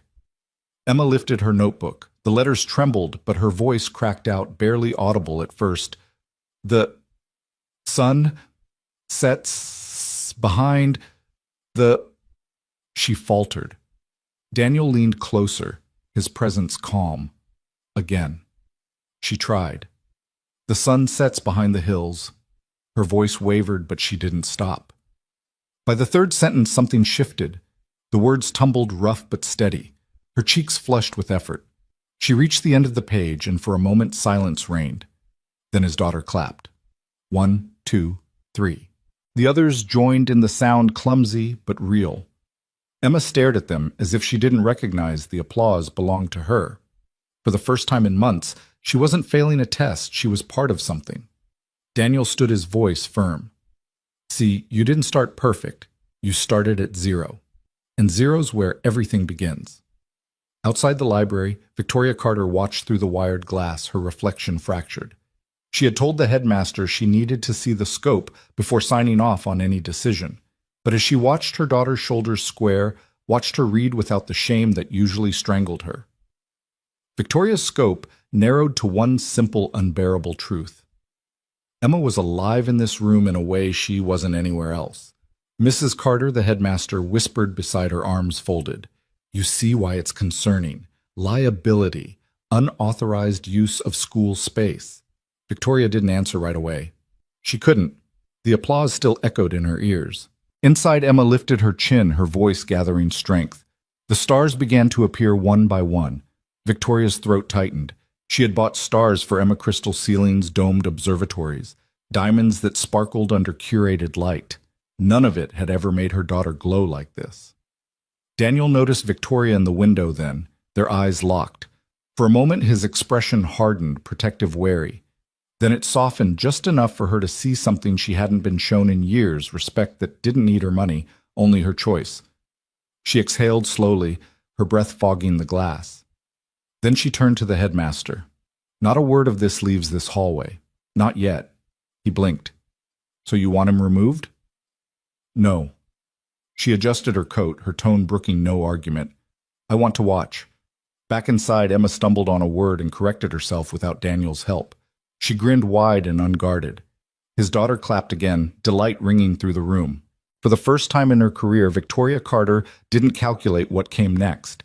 She simply stood in a hallway that smelled faintly of chalk and dust and let herself believe that maybe, just maybe, starting at zero wasn't a weakness, it was the only way forward. By the end of that week, whispers about the secret study circle weren't whispers anymore. Ridgeview was a hothouse of gossip, and Emma Carter's sudden change, her eyes brighter, her hand darting up in class more often, was fuel for every tongue. Teachers noticed too. When Ms. Franklin returned a graded essay with a red B scrawled across the top, instead of the usual failing mark, Emma nearly forgot to breathe. You've improved, Ms. Franklin said, with a raised brow, as if still suspicious of how. Emma tucked the paper quickly into her folder. Just trying harder, she muttered. In the East Wing library, the circle of chairs filled faster each day. Luis had started showing up before Daniel, dragging the heavy desks into place with a muttered, "Might as well get it over with." Priya brought thermoses of tea for everyone, setting them down with shy care. Emma arrived early too, her notebook clutched like a talisman. That Friday, Daniel leaned against the whiteboard, arms crossed. His daughter twirled on one of the chairs, humming. Today, Daniel announced, "We fail on purpose." Luis groaned. "What kind of twisted pep talk is that?" "You're going to stand up here, each of you, and make as many mistakes as possible," Daniel explained. "Mess up words, miss questions, say the wrong answer, and everyone else will clap for you because failure is practice. No shame, just steps." Emma stared at him like he was joking, but one by one the others tried. Luis purposely butchered a math problem, the wrong numbers tumbling out, and Priya actually clapped until her palms turned pink. Priya herself mispronounced 3 words in a row, and Emma found herself laughing not cruelly, but with relief. When it was Emma's turn, her knees shook. She stood in front of the circle, clutching her notebook. "Okay," she said, voice wobbly. Abraham Lincoln was the first president of the United States." Luis booed loudly, then clapped even louder. Priya giggled. Daniel's daughter shouted, "Good mistake!" Emma bit her lip, then blurted, "The capital of France is Madrid." The circle erupted in cheers. Something in her chest cracked open. She threw her arms wide and shouted, 2 + 2 = 5. The kids roared with laughter, pounding their desks. For once, Emma didn't feel like the butt of the joke. She was in on it. Daniel raised his hands for quiet. "See, failing doesn't kill you. Fear of failing does. Every test, every essay, every answer, start at 0, fail forward. That's how you learn." Emma sat down, cheeks flushed, heart hammering, but not with shame, with something closer to joy. Later that night, at the Carter mansion, Victoria returned late from a board meeting. She found Emma in the kitchen, hunched over her notebook, muttering equations under her breath. The marble counters glowed under recessed lights, but Emma's world was the lined paper in front of her. "You're studying," Victoria said flatly. Emma didn't look up. "Yeah, with him." Emma's pencil slowed. "With him. With them." "It's not what you think." Victoria crossed the room, heels sharp against the tile. She placed her manicured hand over the notebook, forcing Emma to meet her eyes. "You are a Carter. Carters don't start at 0. We buy our way past it." Emma jerked the notebook back, her voice trembling. "Then maybe I don't want to be a Carter." The words hung in the cavernous kitchen like a bell strike. Victoria's breath caught, but her face hardened. She turned sharply, leaving Emma alone with the quiet hum of the refrigerator. In her bedroom that night, Emma clutched the notebook to her chest. She remembered the roar of laughter in the library, the applause after every mistake. She thought of Daniel's calm voice. Fail forward. For the first time in her life, she chose. She chose 0. And she didn't feel small at all. The summons came on school letterhead, polite font, sharp edges. Daniel found it taped to the handle of his mop bucket when he rolled it out of the supply closet. That afternoon. Please report to Principal Hayes' main office, 3:10 p.m. No signature, just the building's crest and a line that might as well have read, "We saw you." He folded the paper once, then again, then slid it into his back pocket. When he looked up, Emma was in the library doorway, green notebook tucked under her arm. "You got it too?" she asked, trying to sound bored and failing. He shook his head. "Just me." Her jaw shifted. "Then I'm coming." "No," he said, gentle but immovable. "You're writing." "Daniel." He reached out and touched the cardboard sign on the wall. "Start at 0 like it was a light switch. You can't stop a room from changing when people in suits walk in," he said. "You can decide whether the work changes." She swallowed. "What if they shut us down?" He held her gaze a beat longer than was comfortable. "Then we write in the margins." At 3:10, the main office hummed with the end-of-day chaos, phones ringing, a secretary shuffling bus passes, the machine by the door spitting late slips like white confetti. Principal Hayes' tall khaki stiff tie, a shade too proud, stood in his doorway with a folder under one arm. Beside him, the head of facilities leaned on the counter, like he owned the building because his keys could open any door. Ms. Delgado, guidance counselor, had a seat near the ficus and looked like she would rather be anywhere else. Victoria Carter did not sit. She stood at the window, arms folded, face set, watching the dismissal traffic crawl. "Mr. Cole," Hayes said, stepping back to allow Daniel into the office. "Close the door, please." Daniel did. The latch clicked tidy and final. "This is a courtesy meeting," Hayes began, flipping open the folder.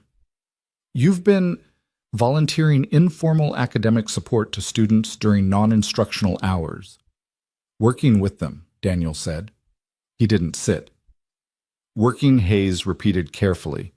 "Without authorization, without certification, without a curriculum approved by this institution. We have to consider liability. Kids from my caseload are in that circle," Ms. Delgado said quietly, not looking at Victoria. "They are safer in that room than in most places in this building. It's not a club, it's a lifeline." Facilities coughed. "We got concerns about an employee using the East Wing for anything but custodial duty. Insurance, too. And there's the matter of optics," Hayes added, and the word hung heavy in the air. "A circulating photo of a custodian running what looks like an unsanctioned class. The community." "What community?" Ms. Delgado cut in heat, rising in her voice. "The kids who never see themselves on the brochures?" Hayes's look told her to fall back. Victoria's expression didn't change.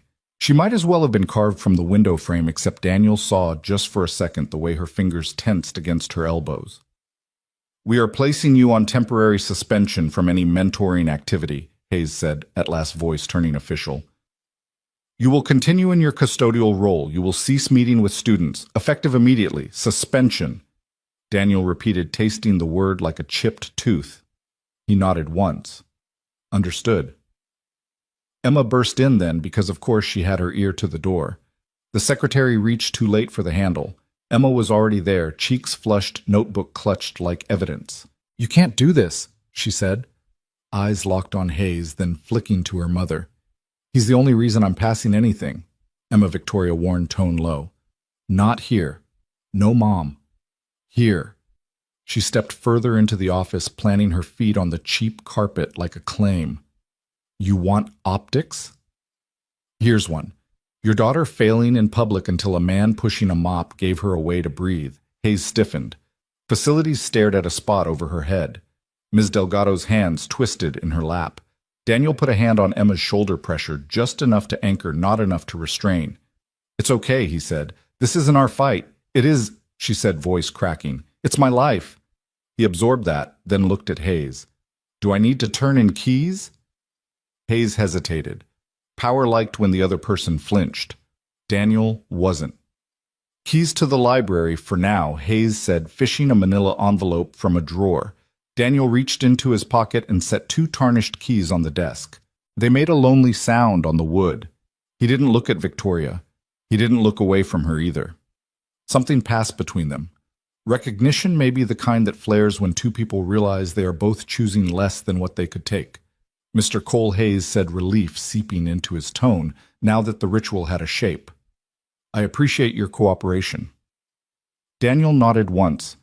I appreciate their courage, he said, tipping his head toward the door, toward whichever kids were out there right now thinking a hallway might swallow them whole. He guided Emma out with him. In the reception area, Priya and Luis were waiting like they'd been holding their breath for 10 minutes. Priya's eyes were already wet. Luis stared at the envelope in Daniel's hand as if it contained a verdict. Well, Luis asked. Daniel held up the envelope. I'm benched. Priya made a sound like a gasp folded into a sob. Emma stepped between Daniel and the world, ready to make herself into a wall. We can fight this, she said. We can, my mom? She looked back through the glass at Victoria, still and precise as a chess piece that moved only when it meant to win. No one fights better than paperwork, Daniel said, and there was no bitterness in it, only fatigue. But paper can't stop a pen that knows where it's going. What does that even mean? Luis asked, half mad, half desperate. It means this isn't church. Daniel's voice was quiet and firm, like the floors under their feet. Your writing doesn't need a priest to make it holy. It doesn't need applause. It needs you in a chair with 10 honest minutes and the guts to hate the first draft. Emma blinked fast. Say you'll come anyway. Say you'll keep meeting us, please. He looked at her at the green notebook with its edges softened by hands, at the girl who had walked in with sunglasses as armor and now stood with nothing but her raw voice and a circle of kids. He could have said yes and meant it and lost his job by morning. He could have said no and watched her crumble in a way he might not be able to fix later. Right, he said instead. Just the one word. You keep writing. I don't need to be in the room for that to be true. His daughter Lily trotted up then from where she'd been coloring in a chair by the copier, oblivious to the adult weather. Dad? I drew another circle, she announced, holding it up.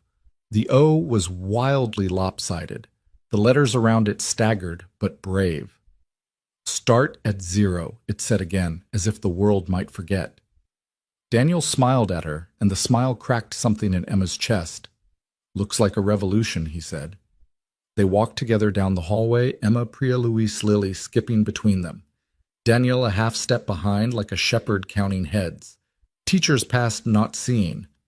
Josh leaned against a locker and flicked his eyes over the group like they were a headline he'd already mocked. Where's your mop club now? He stage whispered. 2 of his friends snickered. Emma stopped. Every cell in her body prepared for the old combustion, but the cardboard words were louder than the sneer. Right here, she said, tapping her temple with the end of her pen. Right here, she repeated, tapping the green notebook. She met Josh's gaze. You can't suspend that. Josh opened his mouth for the next line and then somehow lost it. Emma turned and kept moving. Back in the library, the circle of chairs looked wrong without Daniel leaning on the windowsill, thermos in hand. The room felt a size too big.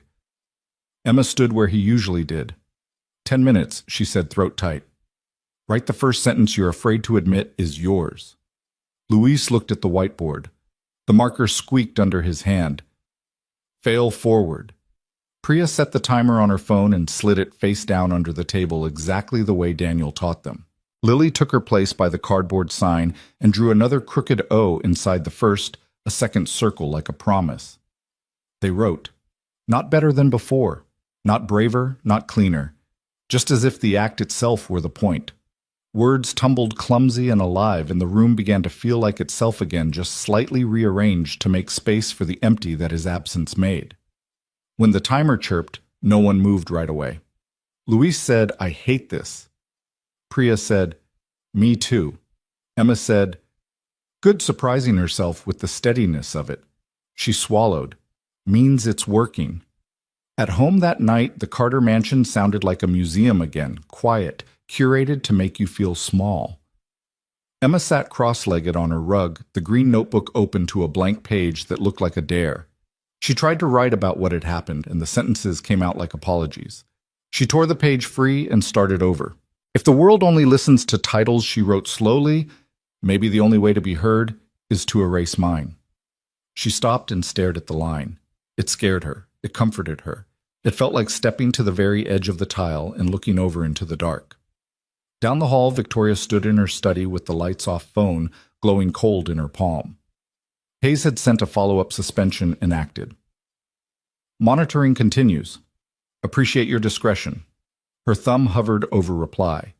Instead, she opened the photo she'd taken through the wired glass that morning. Emma's face lit with the kind of effort money couldn't fake. She enlarged it until the pixels climbed apart a mosaic of a girl she had made and could not control. She put the phone down and pulled open the bottom drawer. Inside alphabet charts, a text-to-speech device she hadn't switched on in years, a large print novel with the spine barely cracked. She touched them and then let go as if they were hot. In the East Wing. Long after the building emptied and the automatic lights cut out, Daniel walked the hallway with a push broom instead of a mop, the old-school smell rising in waves. He paused by the library door and laid his palm against the cool glass. On the other side, cardboard letters waited in the dark. He whispered, not sure if he was praying or promising, start at 0, and then kept sweeping because the floor needed him, and so did a dozen kids who thought they were alone until a circle made them otherwise.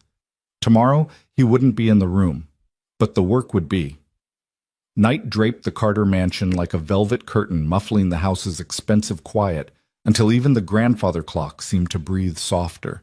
Emma padded down the hallway barefoot, the green notebook tucked under her arm, her phone's flashlight making a pale cone across the runner. She should have been asleep tomorrow, promised a full day of whispers and side-eyes in the wake of Daniel's suspension, but the sentence she'd written before bed wouldn't let her rest.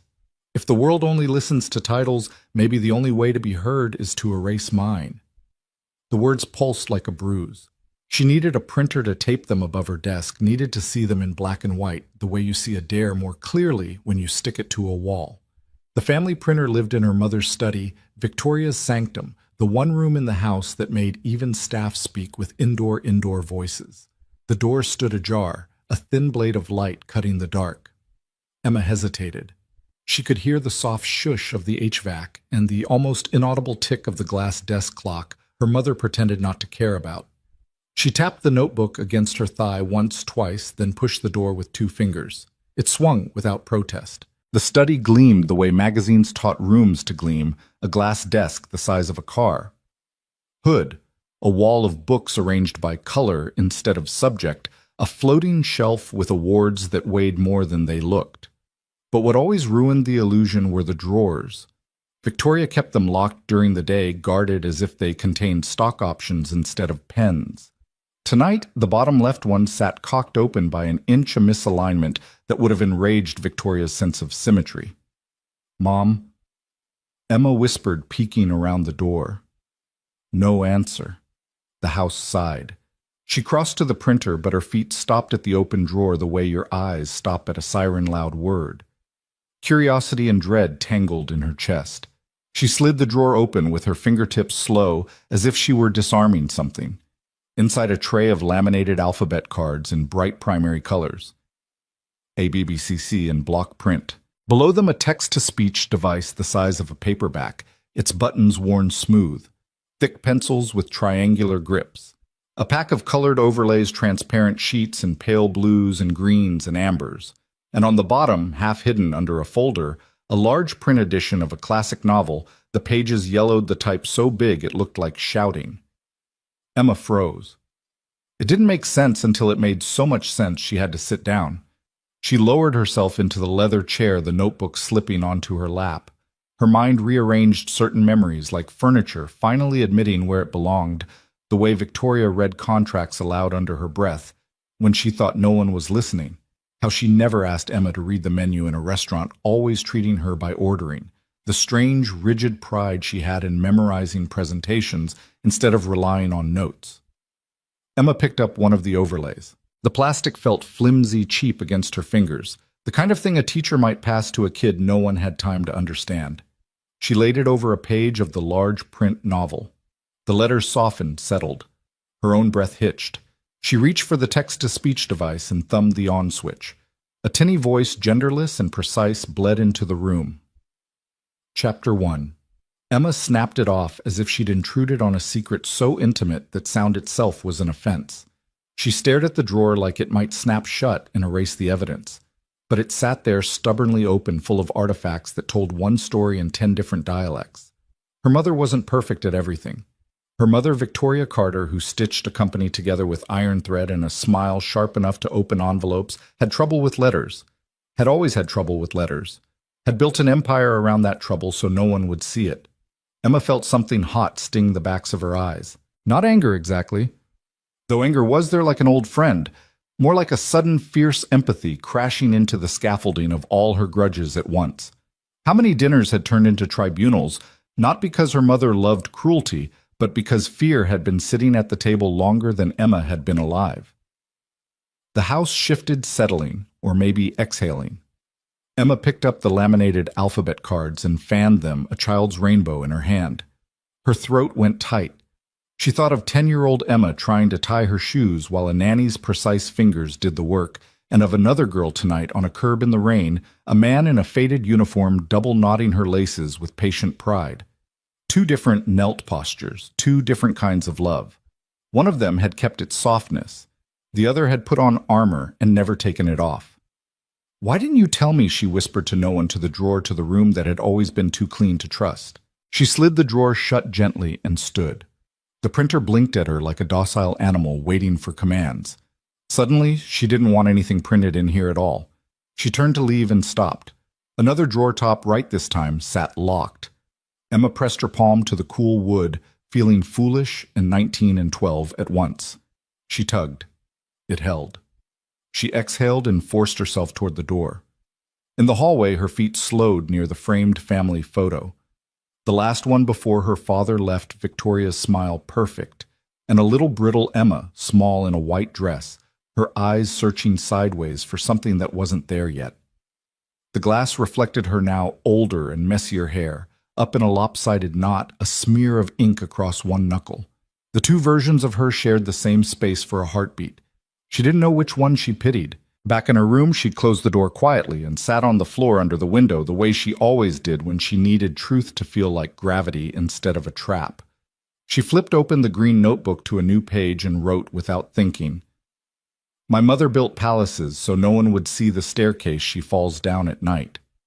She stared at the sentence. She hadn't known that was waiting in her wrist until it was there in ink. The next line came slower. "Maybe she pushed me so hard not because she loved perfection, but because she feared I had inherited her war. Inherited the war." The phrase hit her in the sternum. She thought about the way her mother had said Carters don't start at 0, and how the alphabet cards had sat there in the drawer like an altar to 0 used in the dark. She wanted to be furious. It would be easier. But the image of the text-to-speech voice, flat, tinny, reliable in a way human voices never are, kept dragging her back to something like sorrow. For the first time in months, she wanted to walk down the hall and knock on her mother's door and say, "Tell me. Tell me how the letters tilt for you, how they slip, how you catch them, and hold them still like butterflies you can't bear to pin." A light passed under her door. She held her breath. Footsteps paused outside heels without their full armor, slower at night, thoughtful. Emma's hand trembled over the notebook, ready to snap it closed. The footsteps moved on. She pressed her palm flat to the page and breathed until her heart settled into something that didn't sound like panic. Then she wrote carefully. "If we both start at 0, maybe we stop trying to own each other's miles." A sudden memory rose up, uninvited. Emma, at 7, sitting at the long dining table with a children's chapter book. Victoria had stood behind her, one hand on the back of the chair, like a captain's, the other hand tracing the lines with a pencil. Slower, she'd said when Emma tried to skip the hard words. "No, see it, don't pretend it." At the time, Emma had heard it as cruelty. Maybe it had been a message passed down from one frightened girl to another, with too much steel added in transit. Downstairs somewhere deep in the house, A cabinet door clicked and soft jazz lifted like steam. Her mother never slept on nights that smelled like decisions.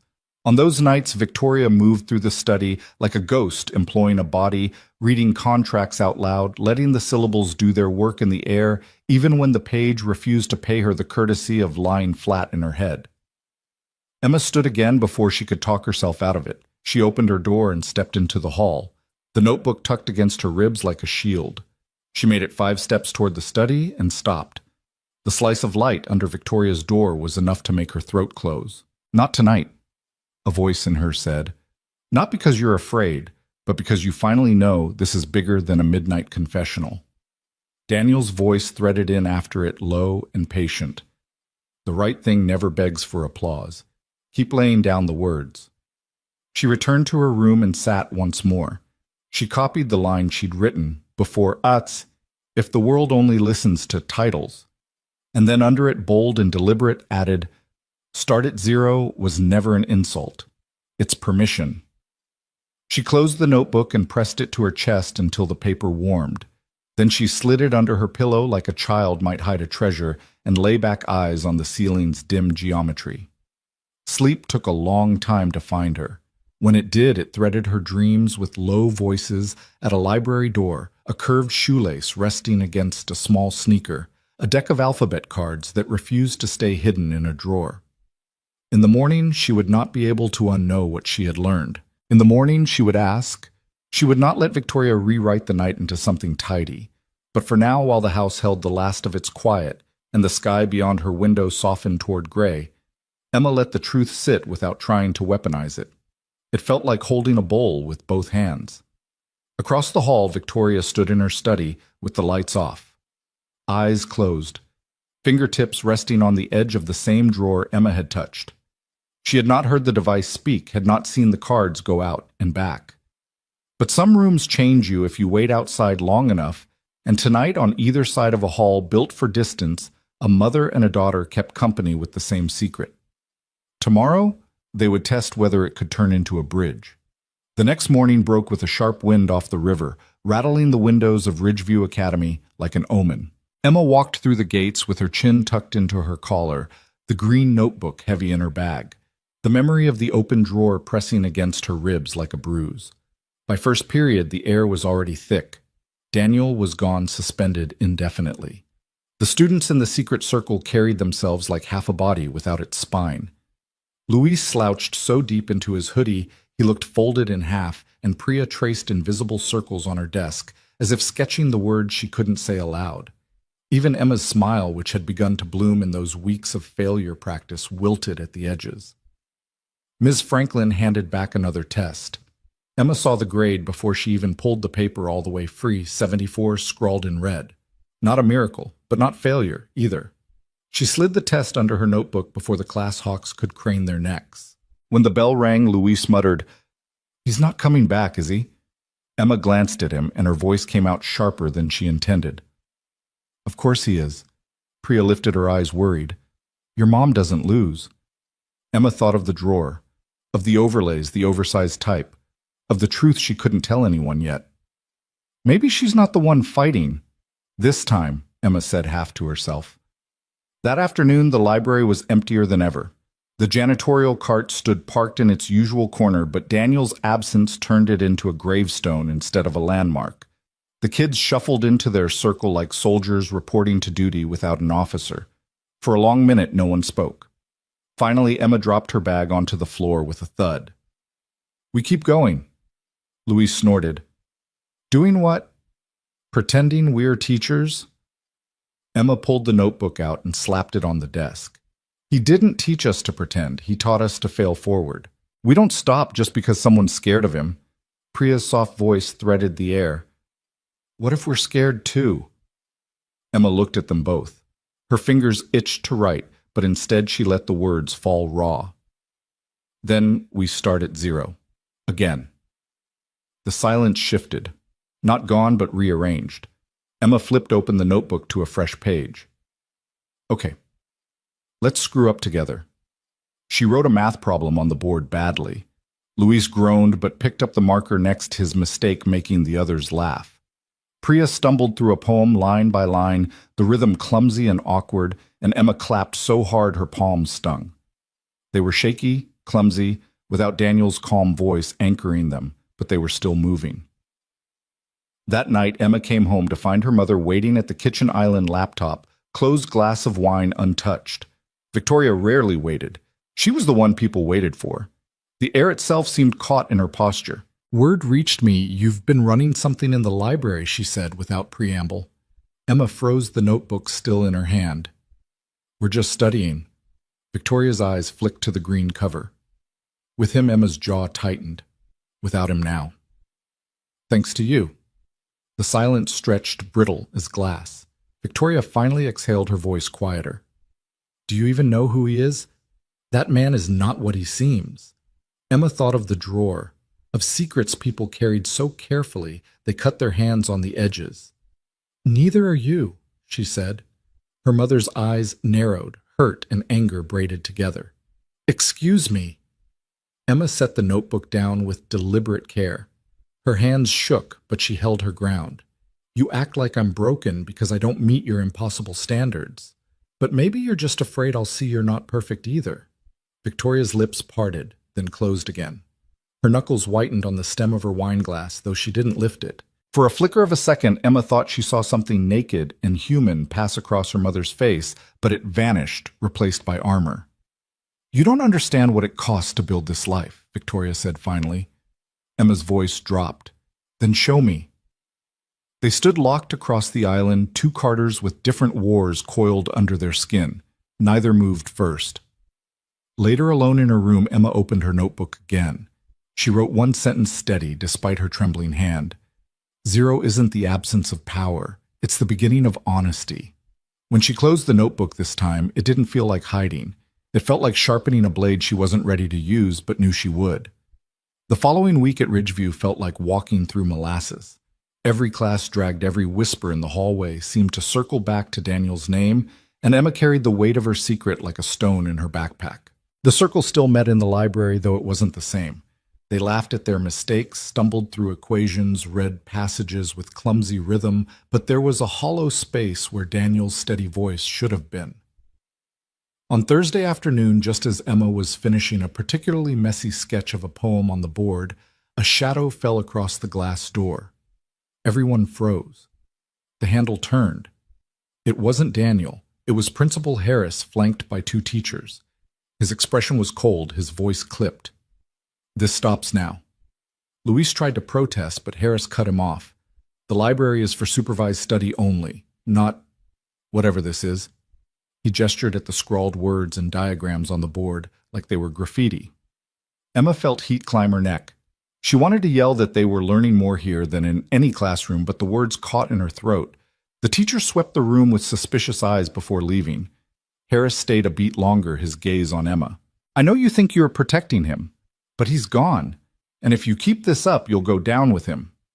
The door shut. The circle dissolved in uneasy silence. That night, Emma lay awake staring at her ceiling, Daniel's words echoing, "The right thing never begs for applause." She thought of the drawer in her mother's study, the overlays, the text-to-speech device, a lifetime of hiding. By morning, her decision had hardened. She found Daniel not at the school, but in the park across from the bus stop where she knew he waited after his shifts. He looked tired, shadows under his eyes, his uniform faded from too many washes. But when he saw her, he smiled the kind of smile that said he'd been expecting her even if he hadn't. "Emma," he said, "you shouldn't be here." "Neither should you," she shot back, then softer. "They're falling apart without you." He shook his head. "They'll be fine. You're stronger than you think." Emma pulled out the green notebook and held it out to him. "Not without this." He didn't take it. His eyes lingered on the frayed edges, then on her. "That's yours now." She clenched the notebook tighter.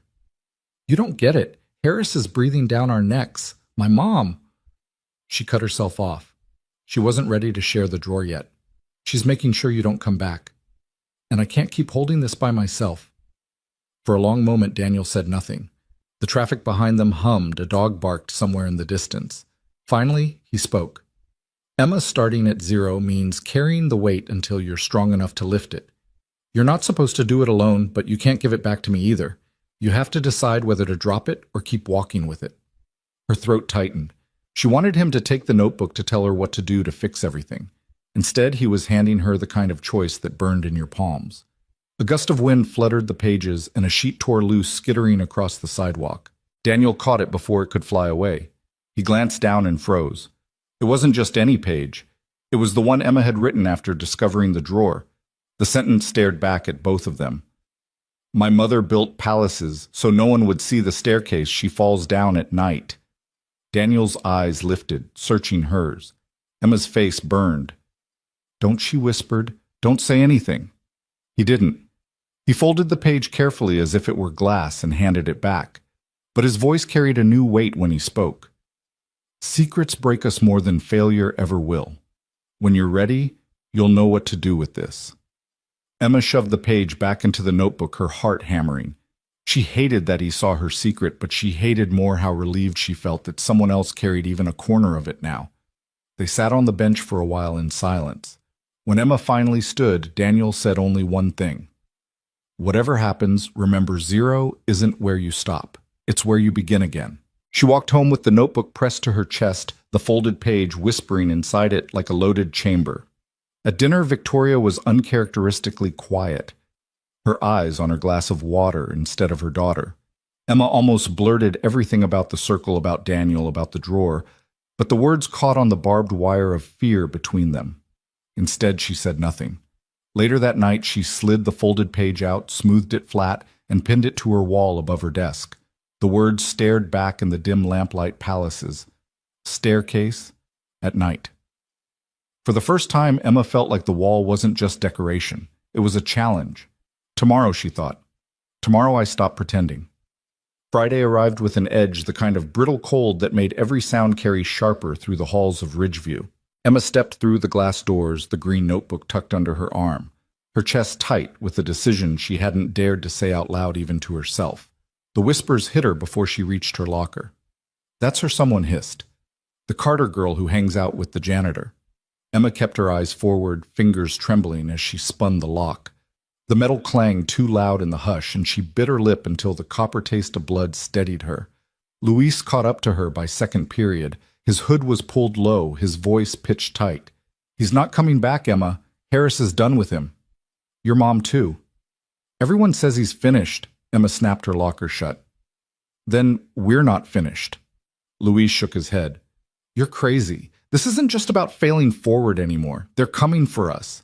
She glanced down the hall where Harris stood speaking to two board members, his eyes flicking toward her like a hawk's. "Then let them come." That afternoon, the circle met again, though the tension pressed heavier than the books on their desks. Priya's hands shook so badly her tea spilled, staining the notebook covers stacked beside her. Luis muttered curses under his breath, eyes darting at the door every time it creaked.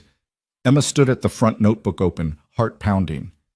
"I'm done hiding," she said. "We don't need permission to learn. We don't need a teacher to tell us it's okay to fail. We already know." Luis barked a humorless laugh. "And what about Harris? He's watching us like we're criminals. And your mom. You think she won't shut you down too?" Emma's hand tightened around the marker. She turned to the board and scrawled one word in huge letters, 0. "This is where we start, with nothing. They can't take that away unless we let them." The kids stared silent. Then slowly Priya reached for her notebook. She scribbled down the word 0 in shaky letters, then underlined it twice. Luis rolled his eyes, but he picked up his pen. The air shifted. Not triumphant, not safe, but alive. That night, Emma walked home through the frozen dusk, the notebook heavy in her bag. The Carter mansion glowed ahead, all polished glass and immaculate hedges, but she felt none of its warmth. Her mother was waiting in the study, as if she had known Emma's steps would lead her there. Victoria closed the drawer as Emma entered, though Emma caught the faintest glimpse of the overlays tucked inside. Their eyes met like two swords clashing. "You're reckless," Victoria said without greeting. "Do you know how fast one whisper about our family spreads in this city? About me, about you." Emma stood straighter, her fingers trembling but her voice firm. "Maybe that's why you hide everything. Maybe that's why you've been hiding yourself." Victoria's lips thinned. You don't understand what I've had to build, what it cost me. If you knew... She stopped, jaw tightening. Emma's heart hammered. This was it. The line between silence and truth. She stepped closer. Then tell me. For a flicker, Victoria looked almost fragile, the iron mask slipping, but then it snapped back in place. I don't owe you my scars, she said coldly.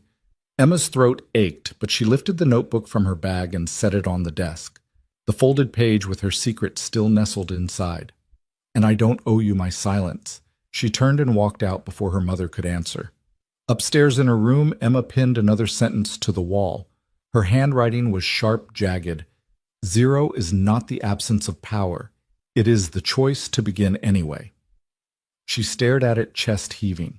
Tomorrow, she thought again. Tomorrow, I stop pretending. But this time, the word tomorrow no longer felt like a whisper. It felt like a promise. The flyer went up on Monday, heavy cardstock taped to the main stairwell, under the glare of a trophy case, Ridgeview Annual Speech Contest, Theme, Voice, and Identity. A line of smaller text promised scholarships, a gold-plated plaque, the whole polished future. Students slowed to read it, whispering in clumps, eyes bright with a hunger Emma recognized because it had started to wake in her too. She stood there longer than she meant to backpack strap, digging into her shoulder, the green notebook warm against her ribs. Voice and identity. It felt less like a prompt and more like a dare. She didn't tear off a registration tab. She didn't need to. She already knew what she would say.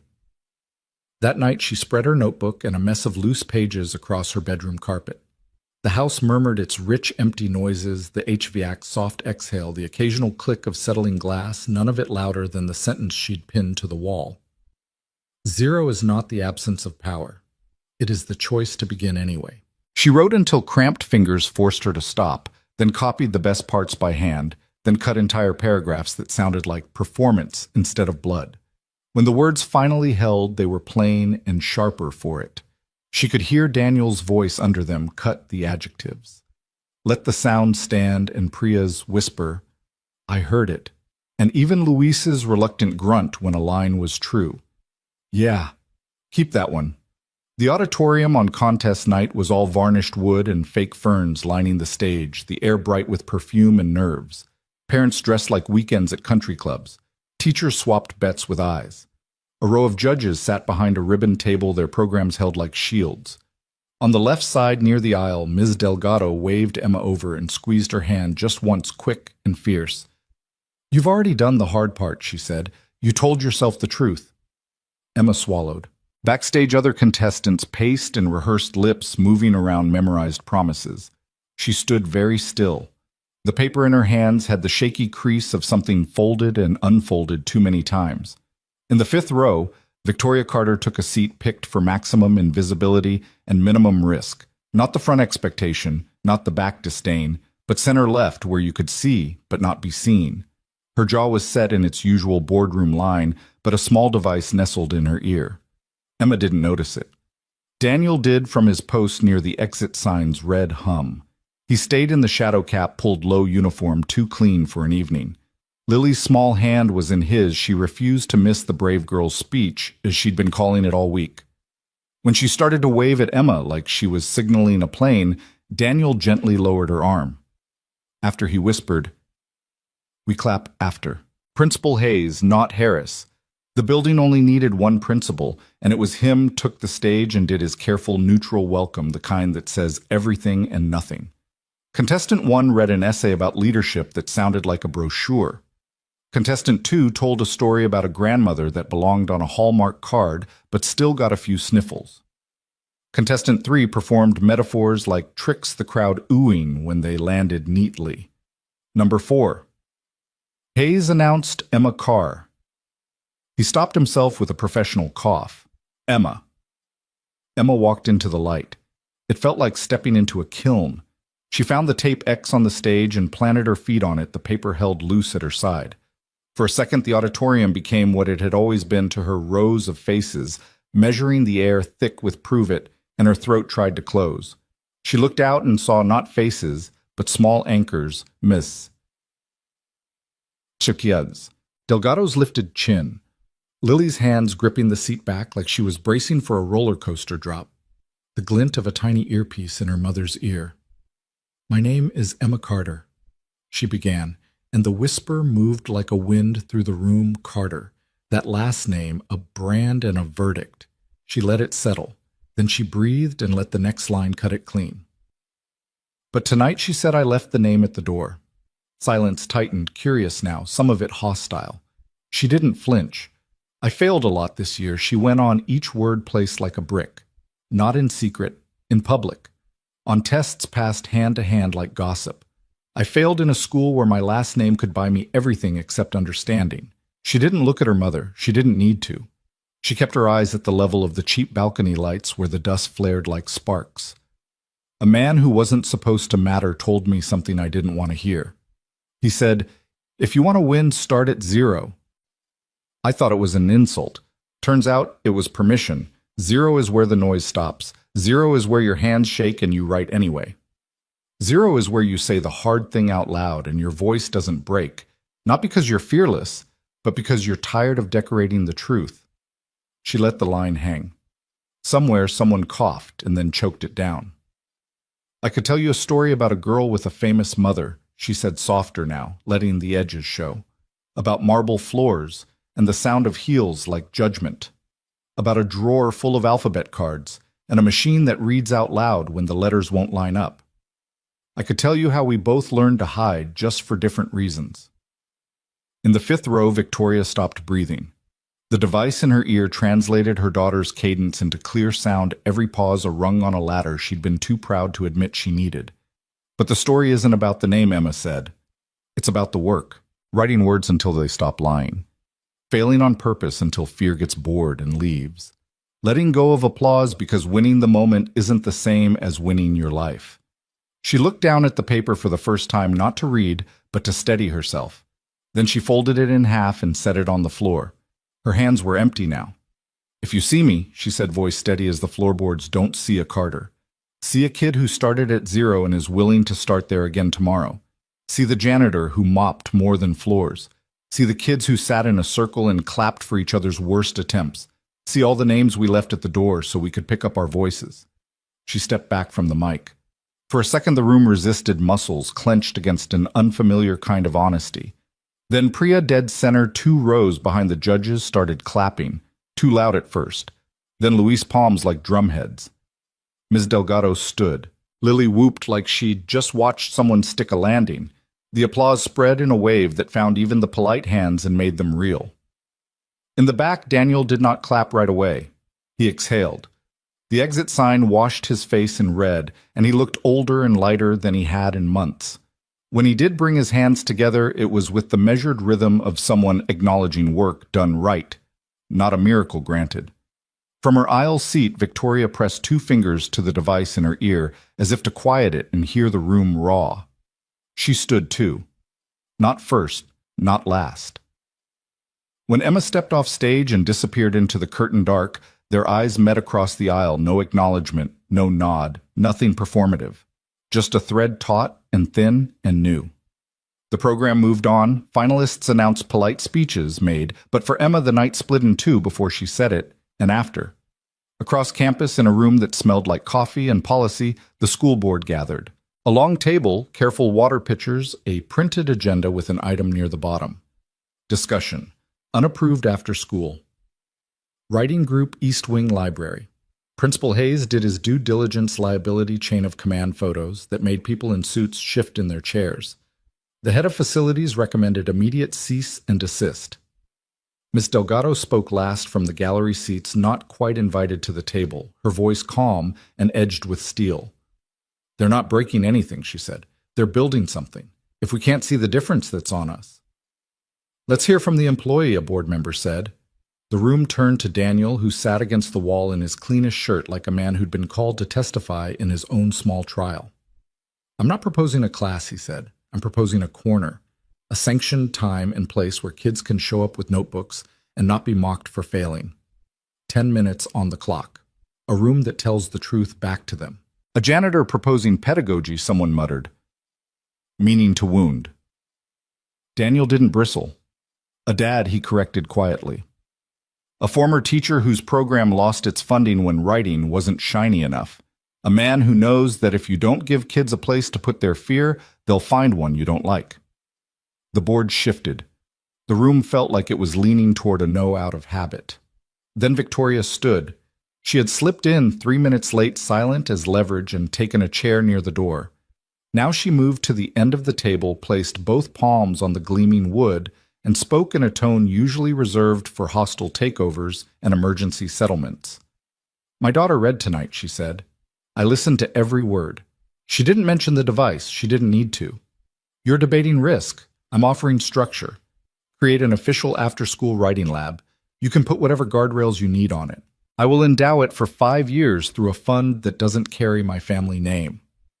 A small thunder of whispers. Someone asked cautious, "Why hide the name?" "Because legacies choke," she said simply. "And because some rooms should belong to the kids who fill them, not the donors who funded them." Hayes cleared his throat. "Ms. Carter, with respect, philanthropy cannot override." "It can partner," she said not unkindly.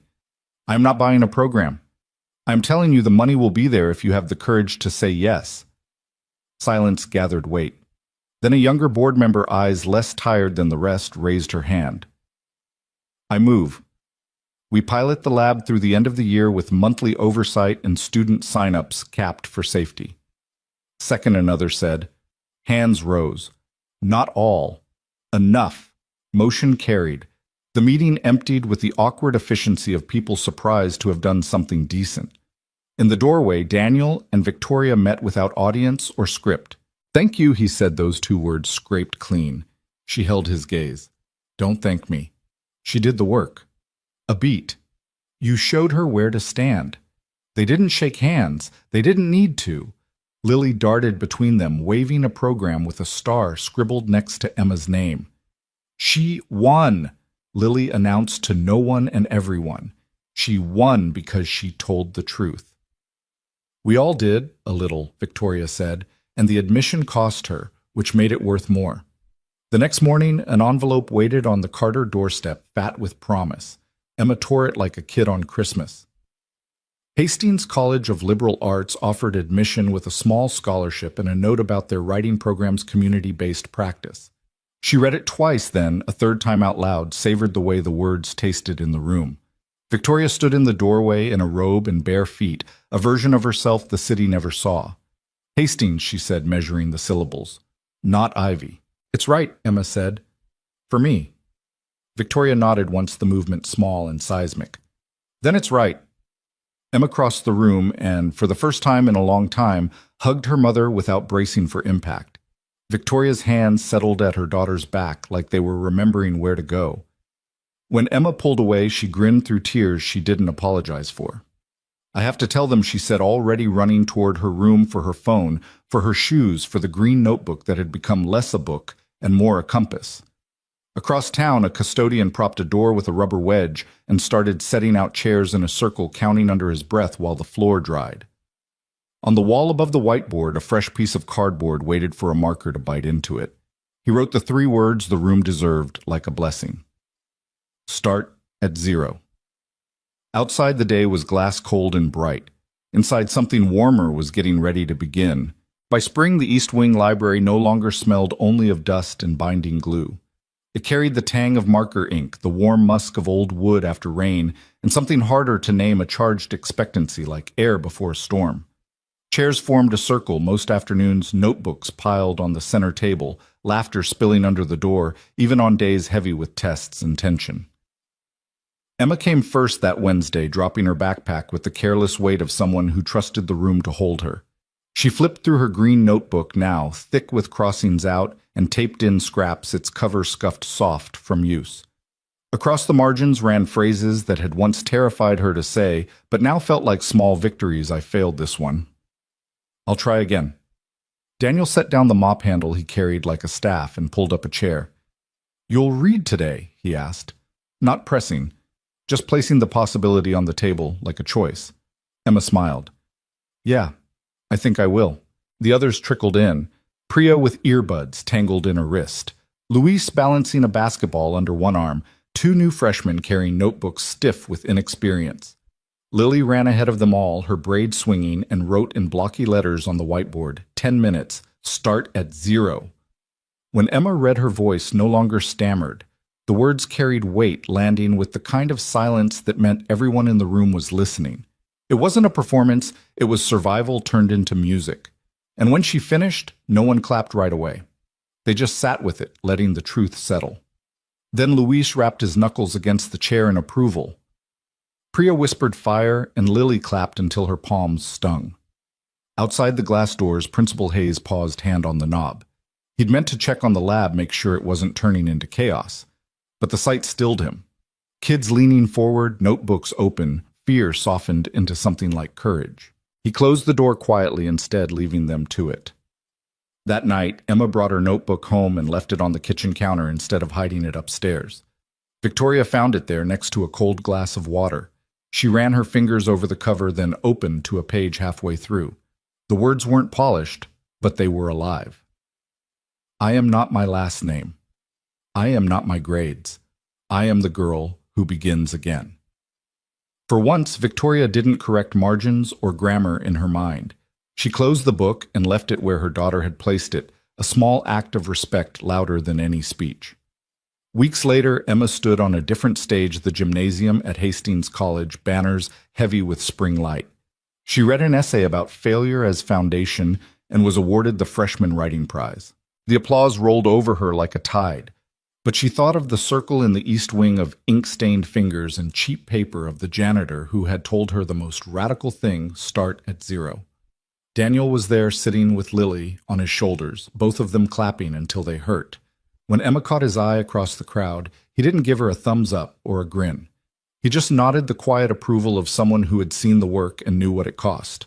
Later in the parking lot, Victoria joined them. She carried no entourage, no tailored armor, just a bouquet too large for her hands. She offered it without words, and Emma took it, laughing through tears. Daniel held the car door open for both mother and daughter, a small courtesy that felt like a bridge. On the drive back, Lily leaned forward from the back seat. Does this mean we don't have to start at 0 anymore? Emma glanced out the window at the rolling fields, the horizon wide as possibility. No, she said softly. It means we get to start at 0 every time we need to. Victoria reached over and squeezed her daughter's hand. She didn't let go. In that moment, the world was not marble floors or headlines or balance sheets. It was a circle of chairs, a mop leaning against a wall, a notebook filled with failures that had somehow become a map. It was family chosen and blood stitched together by the courage to begin again. And in a library that still smelled faintly of dust and ink, another kid walked in with shaking hands, clutching a fresh notebook. On the board, 3 words waited to meet him, like a promise: start at 0. Your thoughts will help us create meaningful stories. And if you want to hear more powerful healing stories like this, don't forget to subscribe to the channel. Click the bell icon so you don't miss any new episodes. And most importantly, share this video with people who need a little hope today. Thank you so much for your time. Well, we hear you, we listen to you, and we are honored to tell these stories for you.